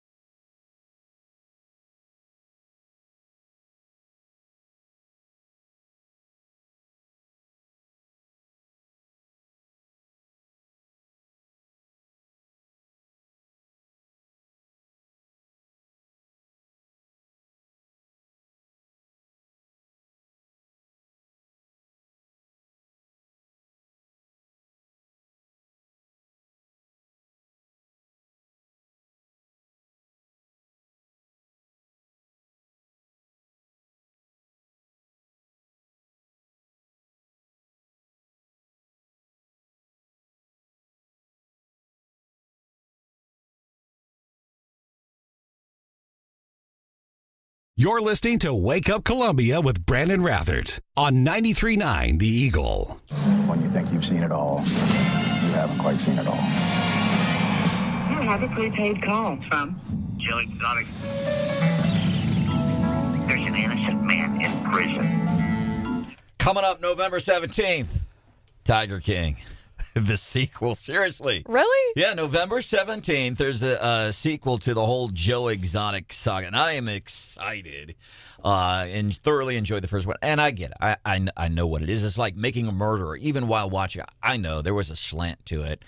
But this was just, it was great television. November the 17th. Is Hannah stoked? Yes. Yeah. I have yet to convince my boyfriend to watch the original series. What? He just refuses because he says it looks stupid. I'm like, yeah, that's kind of the point. Like, it is stupid. But it's deliciously stupid. Yeah, it's like you watch the first episode and you're like, this is the dumbest thing I've ever watched. Yes. But you click next episode when the episode's over. You do, and you're like, this was horrible. And okay, next episode. God, honey, come watch. This is stupid. Then you're sitting there. Yeah. Next thing you know, it's Sunday night, 9 o'clock. It's time to get ready for the week. I've seen bits and pieces of it. My husband and my sister watched it. They loved it. But it's also there is a Missouri connection because the year before I had gone to, we've talked about those roadside zoos. I went to a quote zoo that kind of looked like someone built a zoo in their backyard. And I was freaked out the whole time. Things did not seem like they were properly secured animals. And, I came upon two of the zoo workers who were sweating and running, and they started to talk to me and they were looking. And I was like, hey, is everything okay? And clearly they're looking for something that got out. Anyway, I told my husband, this doesn't feel right. And then they wrote that article about how they sold the tigers all over. And that place was one of the places that bought the tiger. And I told my husband, I'm like, see, I told you. Your boyfriend Branden, he's not seen the original Tiger King. I bet he has not. He refuses. I bet he hasn't seen Squid Games either. No. I haven't seen it either. What is this? I read something the other day that it was already the most downloaded TV show in Netflix in the history of Netflix. What? Yeah. I have no idea I have no concept, nothing. And I probably should know a little bit about it before I bring it up here on Wake Up Columbia on 93.9 The Eagle. But have you heard of it though? Have you heard Squid Game, seen it being mentioned? No. Hannah? Yeah, I mean, to me it seems like a game show. Of course it's scripted. But it's almost like a game show that these people go through, and if you lose the game, I think you die? Oh, I gotta watch it. Yikes. Wow. Coming up, Fox News is here at 8 o'clock. People nationwide, you gotta check this out, continuing to say no to mandates in this socialist infrastructure package. Man, it's falling apart. Then Brian Hauswirth is here at 8:03. A blast from the past, coming back to town. And we have the results of our mayoral survey. Fred Parry is here to talk about it at 8:10.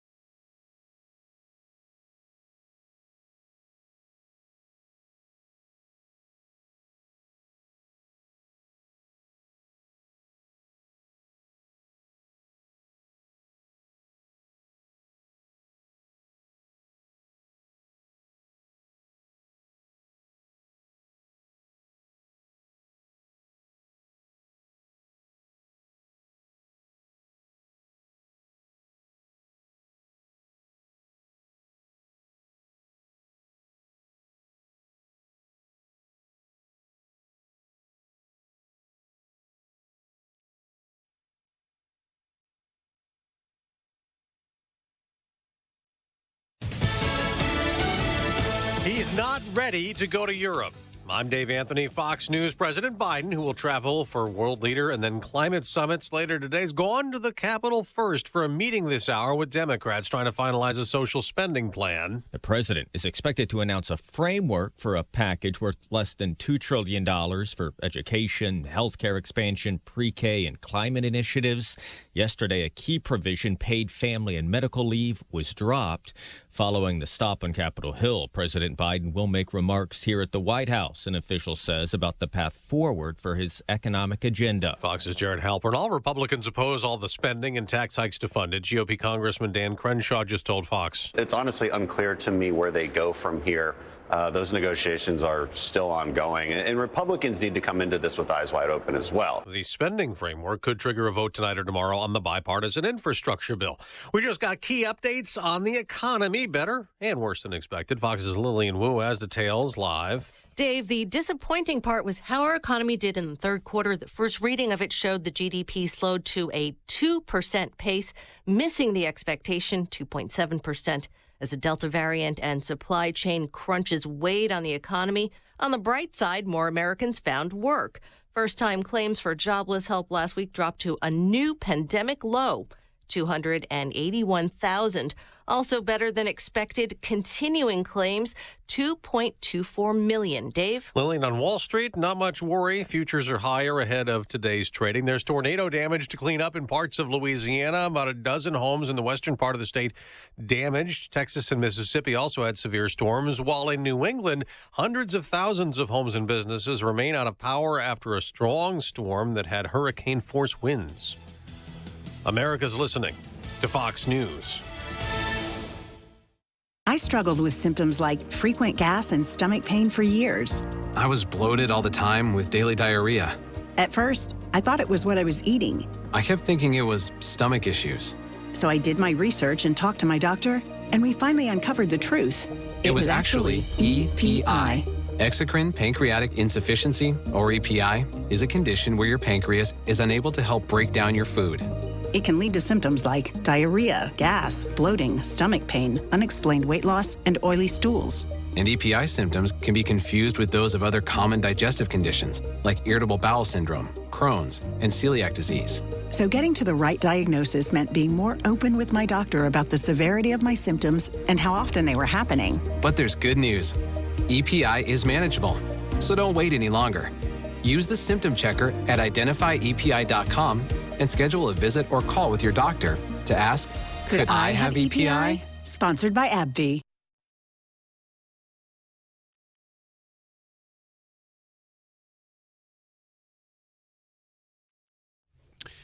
93.9 The Eagle News Time with Robinson's Cleaners. Robinson saves you time. It is 8:03, 47 right now in Columbia. It is 46 degrees, chilly in Jefferson City. We expect a lot of rain in the forecast right now. Showers, today's high around 50. Tonight, showers are likely a low near 47 and more rain in the forecast, primarily morning rain tomorrow and a high of 52 degrees. Good morning. A Jefferson City teen suffering moderate injuries after swerving to miss a deer going through a barbed wire fence this week and then crashing in a creek. Crash happened Tuesday in the 3700 block of West Edgewood Drive in the Capitol. The SUV went off the road through a barbed wire fence, hit a tree, rolled over, and ended up on the driver's side in a creek. Firefighters had to pull the teenager out of the car. He was taken to a Columbia hospital with moderate injuries. Police say he was not wearing a seatbelt. John Marsh, the Eagle, 93.9. Meantime, Missouri's contractor will file a lawsuit against President Biden's vaccine mandate for federal contractors and also for employers that have more than 100 employees. Attorney General Eric Schmidt describes the president's plan as, quote, a blatant, frightening federal overreach, end of quote. Supporters of the plan say it is about protecting health. Now, CNBC is reporting today that some business groups are worried about supply chain interruptions. Some of those business groups groups, according to CNBC, would like to see the mandate postponed until after the holidays. Missouri's governor is praising plans to build a Rankin Tech campus in the fast-growing town of Ashland. It'll be built next to Salter Lawn Service near Highway 63.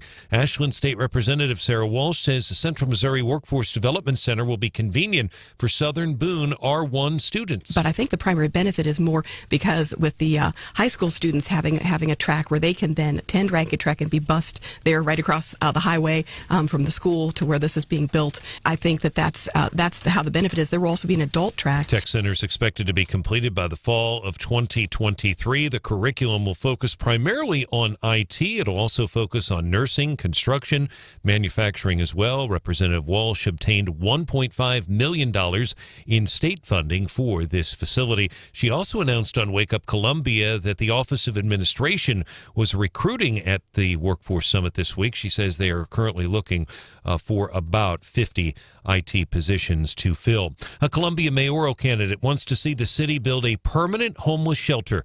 Columbia School Board member David Seaman is a former U.S. Marine. You drive down Providence and Nightfall, Stadium, and Broadway. You see 2 or 3 people standing on the side of the road with all of their possessions in a bag and a sign on the road. A lot of those times that sign, for me, what I see is it says, I'm a veteran. For me, that is heartbreaking. Mr. Seaman would like to see Columbia tap into the ARPA funding for homeless shelter. That's the American Rescue Plan Act. Columbia has received $12.6 million in federal ARPA funding. They'll receive another $12.6 million at a later date. That's according to Sydney Olson from the city of Columbia. She is a spokeswoman. You can hear the full interview on our website with Mr. Seaman, 939theeagle.com. And Columbia's Lindler Properties announcing that Old Chicago will be returning to Columbia. You might remember Old Chicago. It was on I-70 Drive. It's been closed now for about 20 years. Popular restaurant. It's now going to open near the former Houlihan's location in the Broadway Bluffs. That's according to our news colleagues inside Columbia Magazine here at Zimmer. Dozens of 93.9 The Eagle listeners sharing their memories of the Old Chicago restaurant that closed. You can find all of those comments, 93.9 The Eagle's Facebook page. Our news time, and our news is brought to you this hour by the Callaway Bank. The Callaway Bank is with you for the moments that matter. 93.9 The Eagle News Time, 8:07.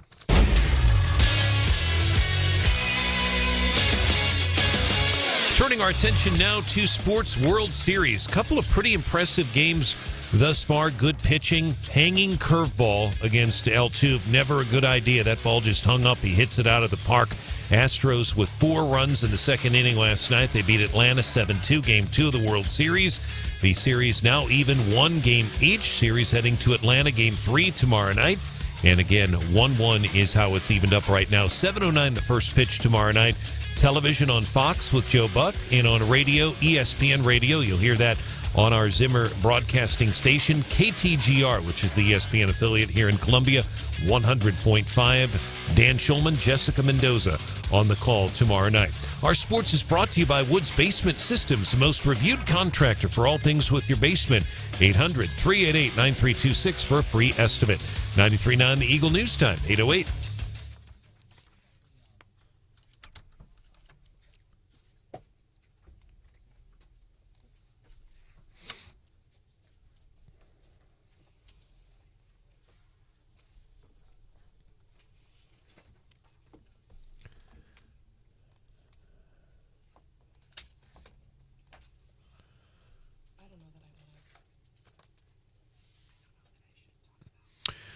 All right, Kevin, thank you for your great work today, as always. Kevin Schneider there from ABC 17. Our weather is brought to you by Club Car Wash. ClubCarWash.com. Find a location near you. 47 degrees. Eagle Eye Traffic. Traffic check, MidmoHires.com. Local companies looking for local people. Visit MidmoHires.com to find a job or to post your job opening today. Things have been quiet on the roads this morning. Again, a reminder, the Sorrells Overpass, the demolition date has not been picked as of yet by MoDOT. Obviously not going to be today. Probably not tomorrow as well, with rain all day in the forecast. Most likely looking at next week as soon as we hear from Adam Pulley and MoDOT. Once they set that date, we'll let you know. They've been actually meeting all week discussing that very issue. If you want to report a traffic issue, give us a call or a text, 573-874-9390. More team coverage in less than 30 minutes and breaking news immediately. I'm Brian Hauswirth, and 93.9 The Eagle.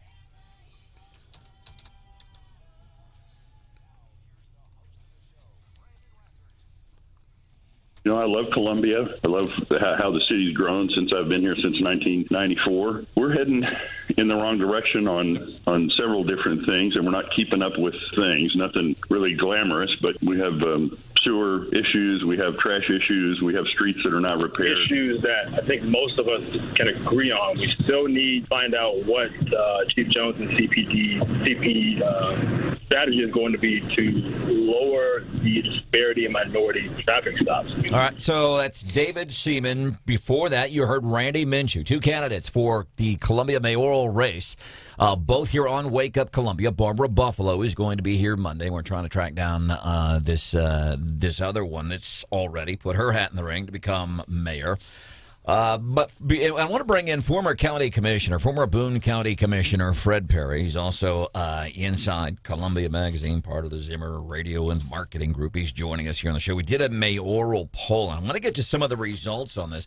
First thing I want to ask you, Fred, so you heard Randy Minshew, who right now, election word today, that's the guy I'm voting for. And I think anybody listening to 93.9 The Eagle, that's the guy they're voting for is Randy Minshew. But he says our city is heading in the wrong direction. Do you agree with that?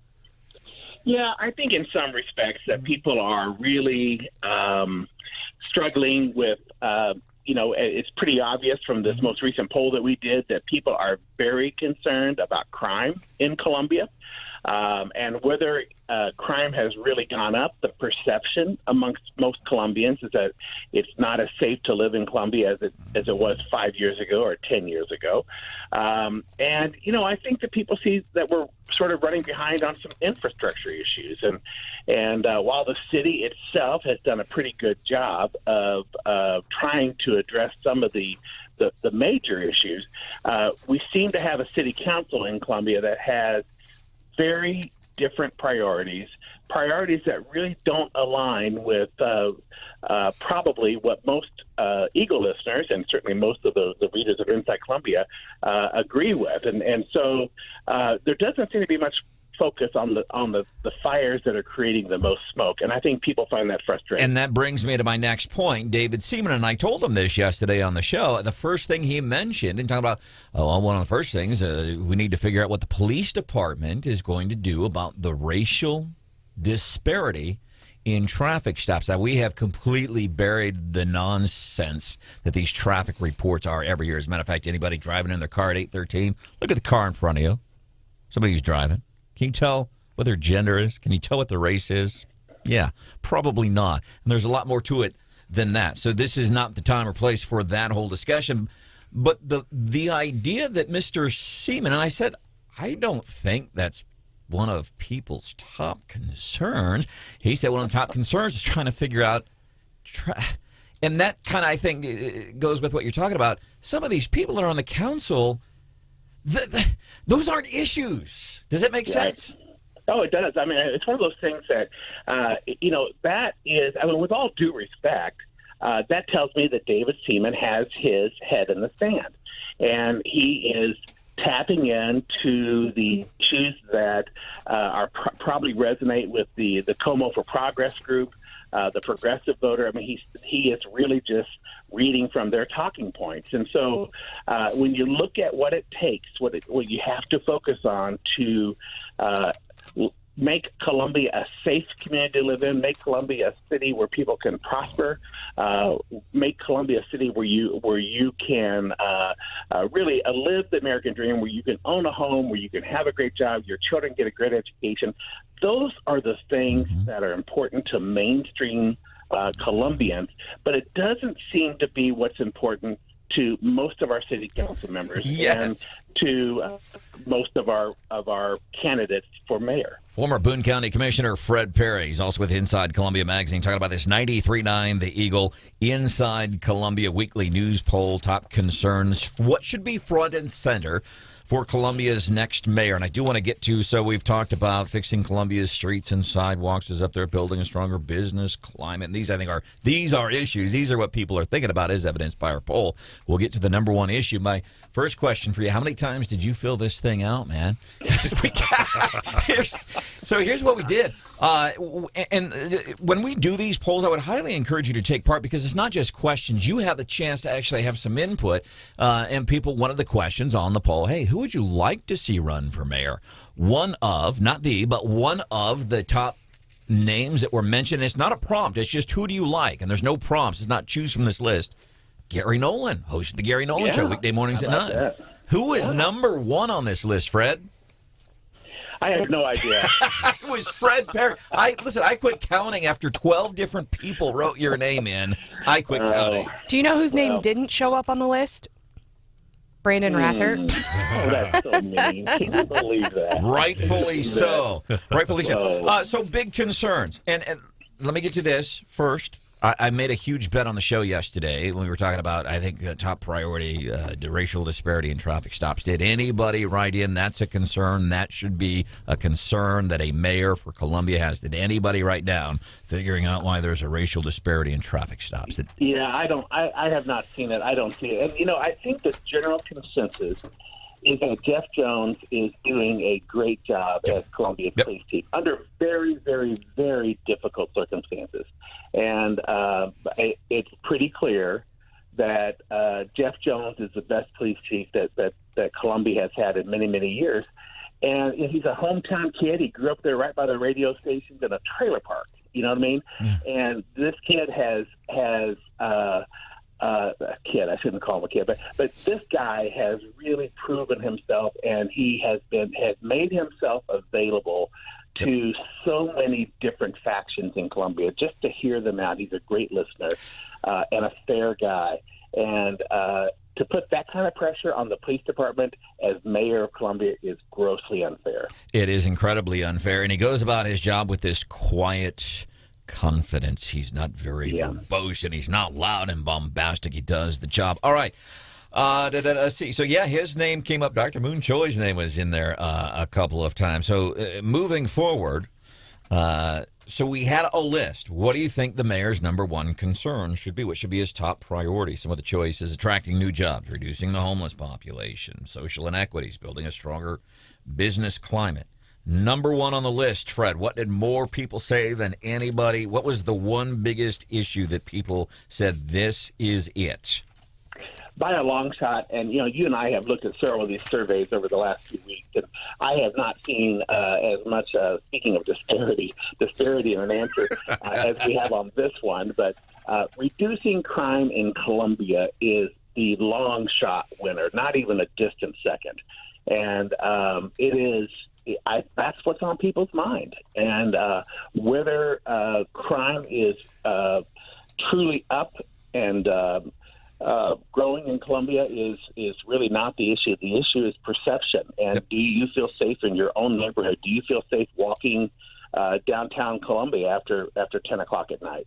And I wonder, too, with the timing of this poll, because we've had some high-profile reports of shots fired and people actually being shot. We've recently had a homicide of somebody who worked at MU.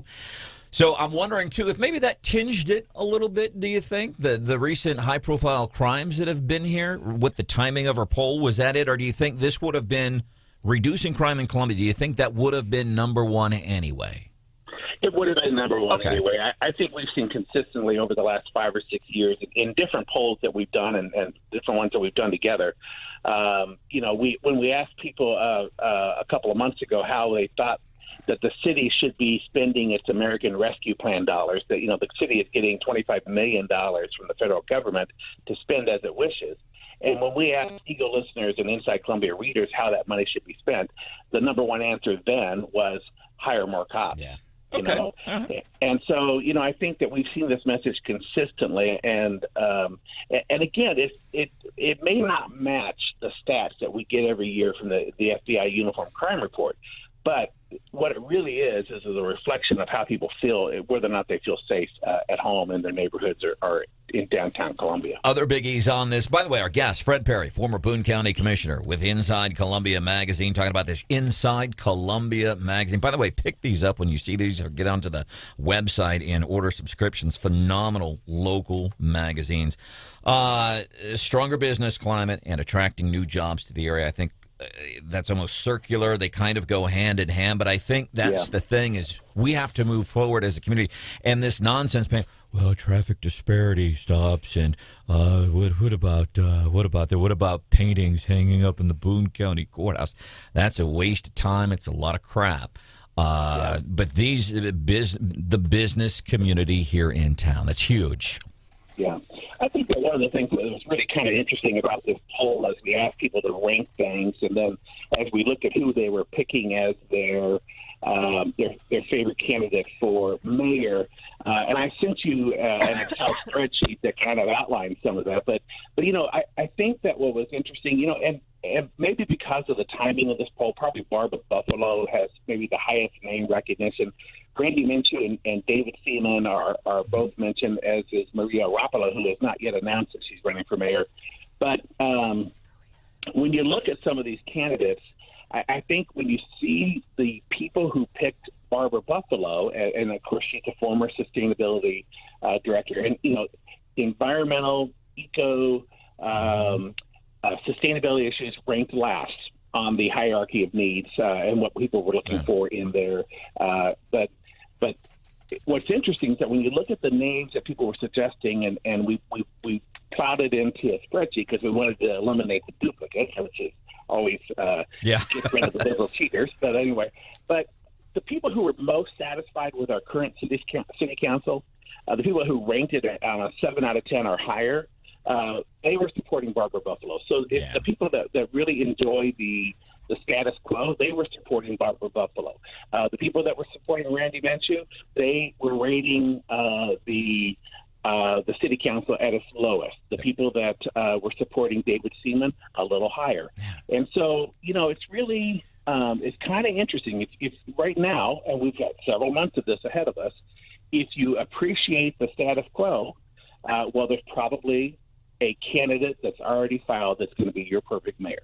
But if you want to see change, if you think Columbia can do better, it's time to start looking around. And by the way, so the bottom of the list, reducing the homeless population, people seriously and thoroughly and consistently misunderstand this homeless population problem. Everybody, and it's something David Seaman said yesterday, we got to help the homeless. Listen, these people have a fundamental misunderstanding of homelessness, and I believe that thoroughly. Making Columbia more eco-friendly and sustainable, bottom of the list. Reducing the homeless population, social inequities. Well, how about we do this? How about we reduce crime?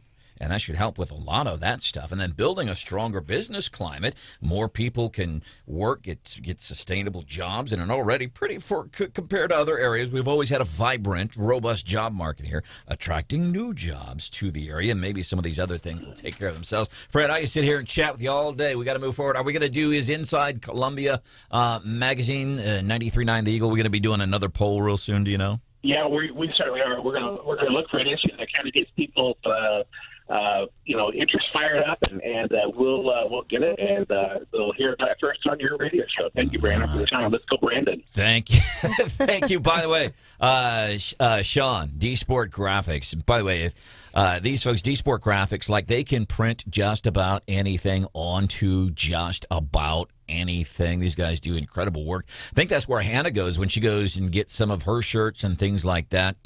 Maybe Sean from D-Sport texts and says, hey, man, I can make you, because my Let's Go Branden shirt that I ordered a month ago after the dude the dude won that race, and the whole genesis of this Let's Go Branden movement still not here because of supply chain issues.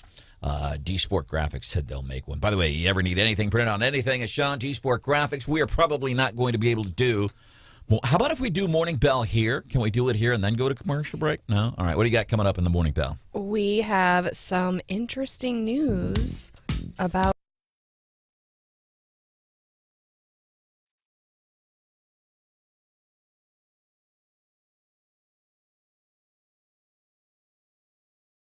jettingpro-pumping.com. I would recommend you get friendly with these people. I want to share a story with you. This happened last week. I was chatting with a guy. He's like, Branden, I got to tell you, he says, I hear those commercials for pro pumping and hydrojetting, and I know you've been talking about them for a while. They're good local folks, and they help people, and they put people like septic tank. You get on a program. That way you don't have problems. The guy, yeah, I heard you talking about that for several years. And get home one day and open the front door of the house, and my goodness, smell like you wouldn't believe. When basically had septic tank problems, and it cost a lot of money. And he's laughing. He's got a good sense of humor about it. He says, this whole time, I've heard you talking about pro pumping and hydrojetting, and I never took action. He did now. He called pro pumping and hydrojetting. The good thing is he knew who to call when he had a problem. The other good thing to come out of that, he's now on a regular maintenance program with pro pumping and hydrojetting.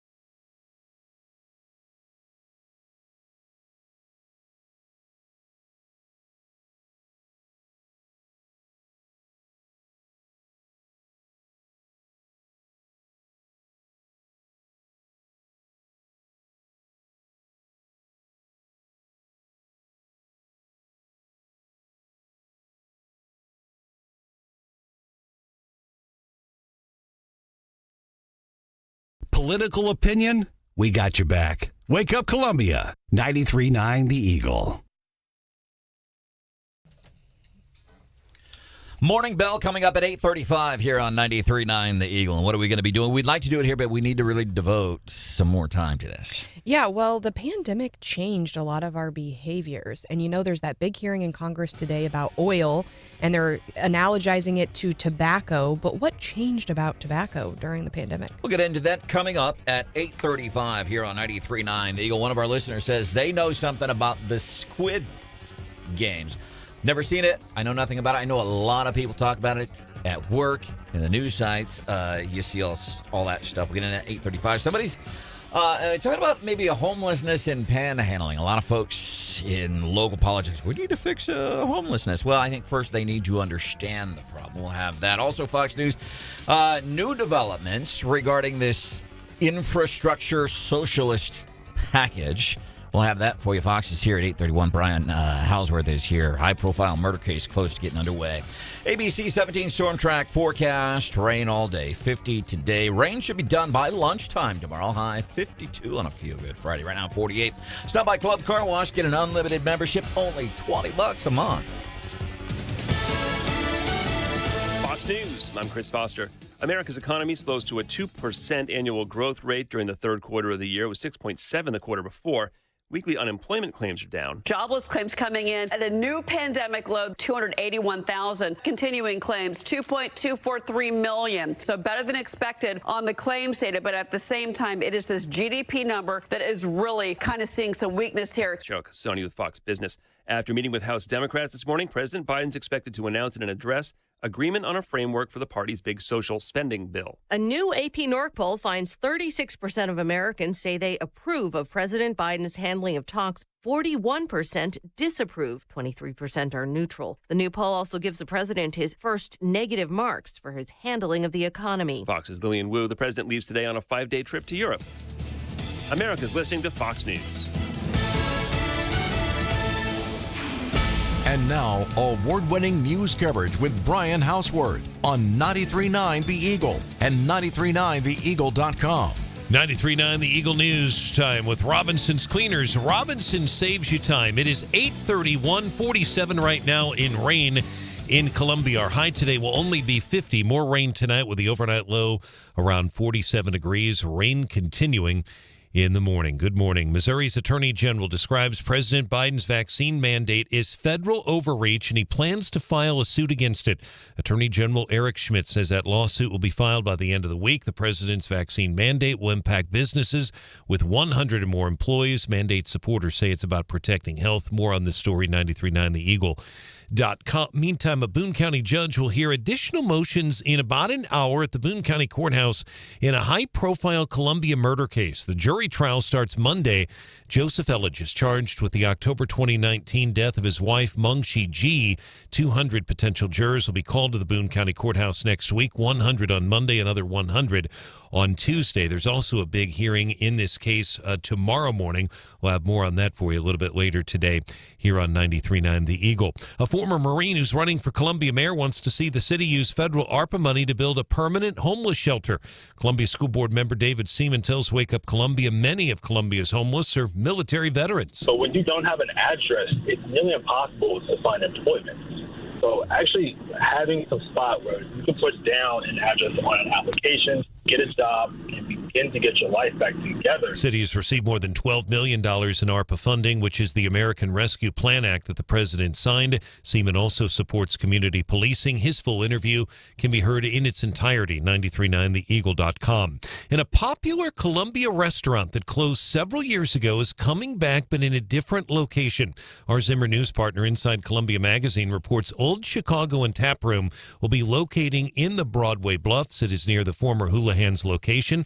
Got about 40 comments on our Facebook page, people reminiscing about the popular restaurant. A lot of them talking about the deep dish pizza, others talking about the onion rings, others about the beer. You can find all that discussion on our Facebook page, 93.9 The Eagle Facebook page.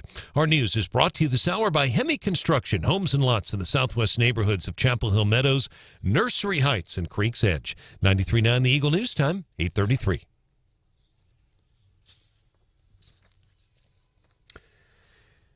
In sports, the Houston Astros scoring 4 runs in the second inning last night, leading them to a 7-2 win over Atlanta, Game 2 of the World Series. That series now even, 1 game each. Series heading back to Atlanta. Game 3 is tomorrow night. 7:09 will be the first pitch. That's going to be every night. Those games will be starting at 7:09. Joe Buck on the television call on Fox. Dan Schulman, ESPN Radio. You'll hear his call on 100.5 KTGR. Our sports brought to you by La Crosse Lumber, the oldest State's most reliable lumber and hardware company in the Midwest. 1873 La Crosse Lumber, Grindstone, Columbia. 93.9 The Eagle News Time, 8:34. Eagle Eye Traffic. Traffic check, midmohires.com. Local companies looking for local people. Visit midmohires.com to find a job or to post your job opening today. Things have been quiet on the roads, and we like to see that. If you do want to report a traffic issue, give us a call or a text, 573-874-9390. The beam ceremony tomorrow morning at Columbia Regional has been canceled. I shouldn't say canceled, postponed because of the expected heavy rain that we're going to be getting. So that will not take place tomorrow. That will take place at a later date. More team coverage in less than 30 minutes and breaking news immediately. I'm Brian Hauswirth, the 93.9 The Eagle.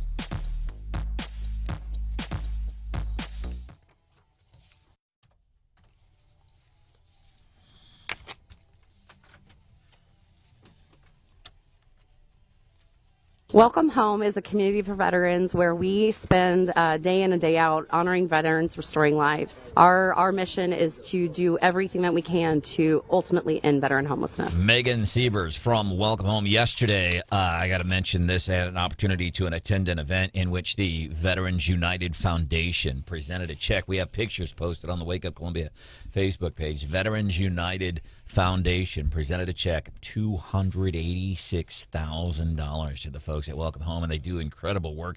I feel fortunate to have been involved with them pretty much since I became a member of the Wake Up Columbia family. The work they do there is just incredible.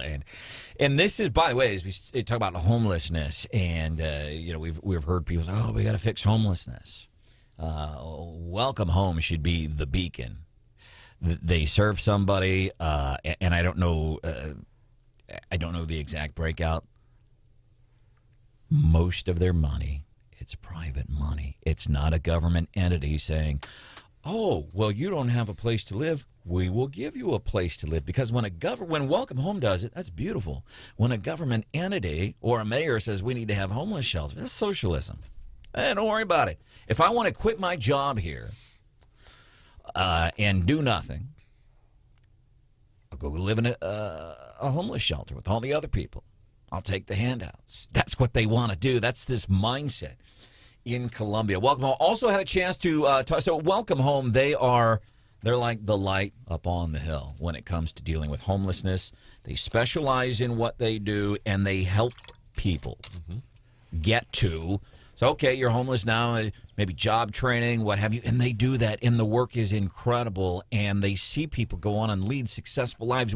I have personally been seeing this for over 6 years now. And people who want to open a homeless shelter with my money or Stephanie's money or Brian or Hannah's money because, for whatever reason, no. Just no. And I get it. Sometimes families get into emergency situations. They need some help.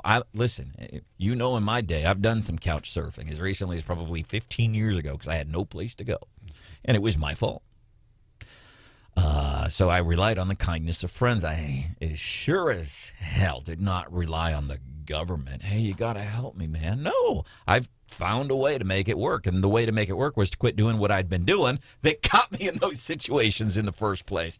So I get it. Sometimes families get into a situation, and that's why, again, private folks love Columbia. They're there for situations like that. The food bank, they're there for situations like that. And Love Columbia, the other thing that they do that's like Welcome Home, which is why we don't need the city opening up a homeless shelter, is that Love Columbia, then they teach you how to be self-sufficient. And because I hear this all the time, when I see the homeless people at these intersections, I will bet you I'm still perfect on my $1 million bets. Won another one today. I make another $1 million bet. I go out and talk to 10 people collecting money today, and I don't see 10 of them a day, but I see them all the time. The exit off of 63 onto WW, and then shops on Broadway, where Walmart, Hy-Vee, all that stuff is. There's usually 2 or 3 in that area, and then another one at Stevens Lake Park. I will bet you $1 million. I can go talk to all 5 of those people today, and I'll say, "So are you homeless?" And they're going to say no. Or say, "Well, do you want to go and live in a shelter?" "No. Sure don't." The majority of people that you see, and I'm telling you this from experience, no matter what part of the country, out west here in the Midwest, here in Columbia, down the Gulf Coast, I'm telling you, the majority, the overwhelming majority of people you see on street corners asking for money or asking for, anything helps. In case you get a twice-baked potato and a steak there in your car. Oh, no, I'll just take the dollar bill then. The majority of the people that are panhandling are not homeless. And most homeless people do not panhandle. That's just my experience. Welcome into the show. Wake Up Columbia. There's Stephanie Bell. Good morning. That is Brian Hauswirth. Good morning, guys. And the producer is here. Do you want to get into the morning bell? We're running late on it, but we got to do it because it's business news with that twist only Stephanie can give you. I want to mention this first. This is so cool. Sometimes on social media, so we have the Wake Up Columbia Facebook page. Separately, we have the 93.9 The Eagle page. Brian posts news stories. One of the stories garnered a lot of attention yesterday. It is, and I've been trying to do more, Branden and Stephanie, and for the listeners, been trying to do more business news as well. And I always try to take a look at the Columbia City Council packets, P&Z, and sometimes you'll learn stuff in there. We thought we had something about the golf course a couple weeks ago. The city was being pretty tight-lipped. I could not go with it because it was hard to read. In this case, Melody Parry and I and Madeline LaRoe, we talk every day about business stories, and I have to give them the credit on this. They were first to report that Old Chicago is going to be coming back to Columbia. Different location. It was in town.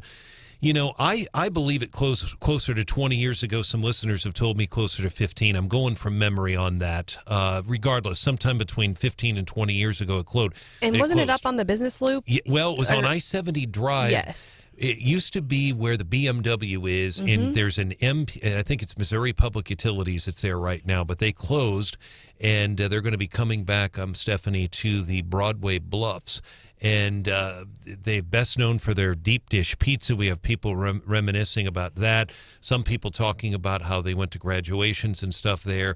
And it's gotten as many comments as any story we've done. All very positive. People definitely remember it. You'd have to probably be, you'd probably have to be 30 at least to remember it, I would think. I mean, I remember popular. going. Yeah, I remember going. And I think I was of drinking age, so maybe that's closer to 15 years. Okay. But anyway, it had tons of tap handles. I remember it was one of the first places I ever went that had, I don't know how many they had, 30, 40. And then I remember the pizza just being really good. And I remember then, I think it must have been in college, because I think then when I moved here in law school, my husband and I were like, let's go to Old Chicago. And it had closed, and we were very disappointed. Absolutely, and that's a great point. And it was popular. It catered to, there were older people, younger people. I don't drink, but I definitely love the pizza. But what I also remember about it is it was one of the first, as I recall, one of the first places in Columbia that had what we call, I don't know if it's still called this, the NFL Sunday Ticket. Okay. Where you could go to watch, if you wanted to see, let's say, the Indianapolis Colts play, or you wanted to see, and now a lot of places have it, but that was one of the first places to do it. But people are reminiscing about it. We don't have the opening date as of yet, but if people want to weigh in on this, 93.9 The Eagle Facebook. Very cool. Brian Hauswirth, Stephanie Bell. There's Hannah, the producer. I'm Branden. Rathert. Wake Up Columbia, time for the Morning Bell business news with that little twist that only Stephanie can give you. By the way, besides the pizza joint, this thing, it's like a Top Flight golf thing that's coming. I mean, there's some exciting things happening here. Also happening in the business world. So how the pandemic is changing us. We know the oil people are on the hot seat today. Tobacco people have been in the hot seat, but in a stark reversal, the tobacco sales have been declining over the last 20 years, pretty steadily and pretty significantly. Last year, first time ever, first time in 2 decades. According to the FTC, tobacco sales got a 0.4% bump. More people are smoking. And we've heard about that vices are up, right? More people are probably eating pizza. more people, we all put on a little pandemic weight, but more people, alcohol sales, those kinds of things are all up.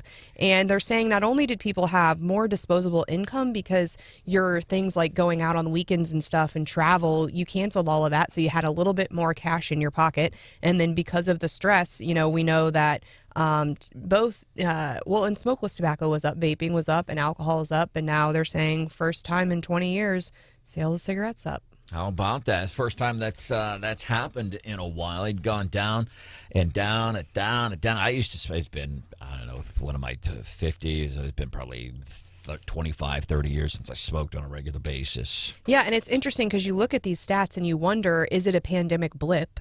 Or is it some type of trend? And you were talking about Tiger King earlier. And, you have to wonder if we all weren't just sitting at home with nothing to do, would that show have been as popular? And so how much of last year was kind of an anomaly versus how much, is it going to show some type of new trend or,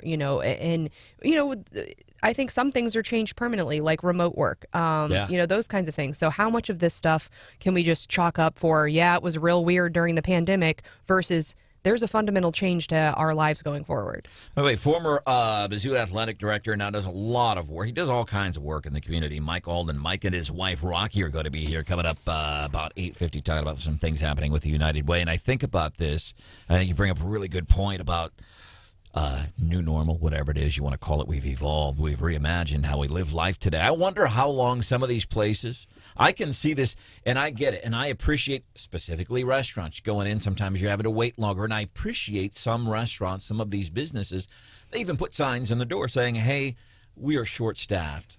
Please be patient with us. I love that they do that. I see it on gas stations. Hey, we've had to change our hours. We simply don't have the manpower to do this. But I wonder how long.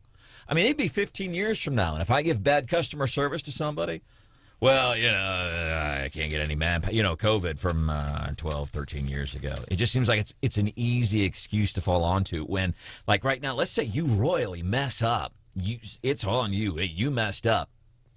Oh, shorthanded. I'm sorry. It just seems too easy. Text 874-9390, 874-9390. Coming up, we're going to be chatting with we like to highlight some of these folks, what they do in the community, whether it's Love Columbia, Welcome Home, United Way. They do some very cool stuff, too. As a matter of fact, Mike and Rocky Alden are going to be joining us to talk about ways that you can get involved. They're here at 8:50 on 98.39.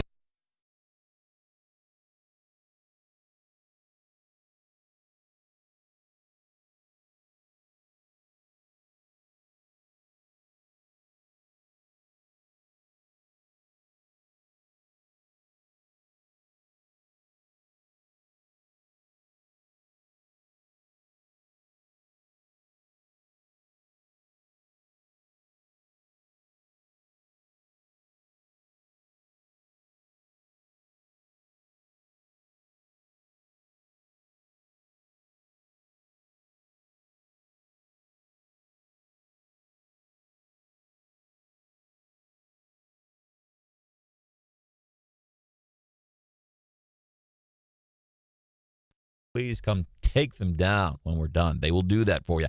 Salter Lawn Service. Salter, one call, does it all. Okay.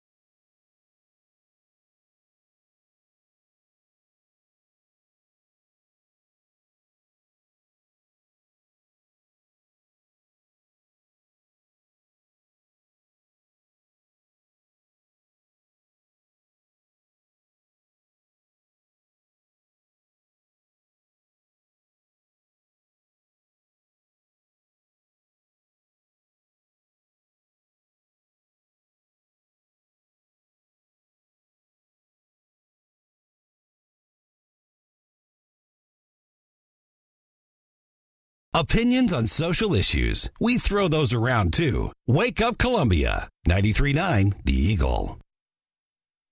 I am just so excited to be a part of this, and all I can say is thank you to the employees of Veterans United for donating to the foundation and really making this happen. We couldn't do these things without them, and this project came to life because of them. That's Brooke Frisbee, Veterans United Foundation. Hanging out with her yesterday. $286,000 check presented to Welcome Home, who does incredible work because it's not just providing a place for veterans to go. It's giving them tools. Hey, here's where you are now. How do I get over there? How do I get to self-sustainability? How do I do that? Well, listen, here's some tools in the toolbox. Here you go. And that's why I admire what they do and what the Veterans United Foundation and Chad Muller and Brooke Frisbee and all of these people do. It's just incredible because I know everybody knows. It's great. You work at Veterans United. It's a good experience. But that's part of their culture, too, is they hire people. What I'd like to believe about the Zimmer Radio Group, too, is we hire people we're in the community. I'm not just going out to do a fundraiser. I'm going out and being a part of it, and that's what the people at VU do, and that's what we do at Zimmer Radio Group, and that's what our former athletic director, Mike Alden, has spent since the years he's left. That's what he does, and I've always told you I have a personal appreciation that, I used to be the athletic director, and maybe my foot's in the door, but you have a real passion for what you do, and one of those things, United Way. Yeah, it is, Branden. And I appreciate, Stephanie, you and Branden having me down this morning. My wife, Rocky, was not able to join us this morning. She had to make a quick trip to Phoenix, Arizona. But she did send some treats to you guys. So peanut butter and peanut butter chocolate. balls are kind of a cool deal around our house, especially around the holidays. But Rocky and I were asked to be involved with the United Way as far as community campaign co-chairs for the campaign for our communities, these 3 counties that we service for this year. And we were honored to be able to serve in that capacity and to work with Andrew Graybaugh and the great staff, David Holtgravy, Lathan Ferguson, LaToya Stevens, everybody down at United Way. Rachel Decklau, and so that's what we've been able to do. We've been able to put together a team and work on things that really will impact our community and been doing it for a long time. Andrew Graybaugh, he's another people. He's passionate about the United Way, and a lot of folks get kind of but what do they do? They're kind of like an umbrella for a lot of things. You set it up perfectly, Branden. So thank you. It is. It's a portal. Folks can think of the United Way as an umbrella, a portal, right? It's a vehicle. It's a vessel to be able to get support to these incredible agencies that we have in our community. So when you think about the food bank of Central Missouri and the great job Lindsay Lopez does over there, well, United Way agency. If you think about Grade A Plus and some work that's going on with mentoring and tutorial programs in our community, and Janice Dawson-Threet, you think about United Way. So the United Way really are these 29 incredible agencies that we have in our community that 365 days a year, 24/7, they're delivering these services to our kids, to our families, and to our neighbors in our community. Mike Alden with United Way hanging out with us here this morning on Wake Up Columbia on 93.9 The Eagle. So we've been talking a little bit today about the effect of the pandemic just on life in general, and I can only imagine that, in some instances the need might be greater, and while you're trying to fundraise, there might be people who can't give like they had before. So can you talk a little bit about being in your position at this time in our nation's history? Well, I think that the challenges that we had, particularly last year, Stephanie, with COVID and the pandemic going on, that was really very impactful because that interpersonal connection, just like we're having right now, was not possible. And so trying to be able to engage people virtually was much more difficult. But we did a great job last year. Jim Spain, Erica Neville were our community co-chairs. They did a great job. And their results were really positive. This year, as we kind of come out of that, I think there's that extra effort that we need to make, and we are making with our campaign team with regards to connecting with people to be able to ask them to contribute. Now, whether that contribution is the same that they've been able to do in the past, maybe they've been impacted financially, or maybe it's less than that, just making sure that in some ways they're contributing and being thanked for anything and everything that they can do to support our community. So a couple of things here. Number one, so keep that in mind, United Way. This portal, I think, as Mike described, is portable. So, a lot of times, United Way, they can maybe get you pointed in the right direction. So that's one big thing to keep in mind. Utilize some of the services. And I think one of the other things to keep in mind, you can always donate to the United Way. And what about, because I know a lot of things have changed over the past couple of years, almost, but volunteer opportunities, things like that. People say, I want to help. I can't do it financially, or I don't want to do it financially. What can I do here in the last minute of the show? So from the campaign itself, you certainly folks have been volunteering and helping with that with regards to helping us put together events, if we can do the events, to be able to communicate with folks, drop things off around the community. But the way you can really volunteer, you think about these 29 agencies. I come back to that, right? True North and what they do for domestic violence in our community, Elizabeth Herrera and the job she does is incredible. And you think about these agencies, folks, if they can contribute their treasures, great.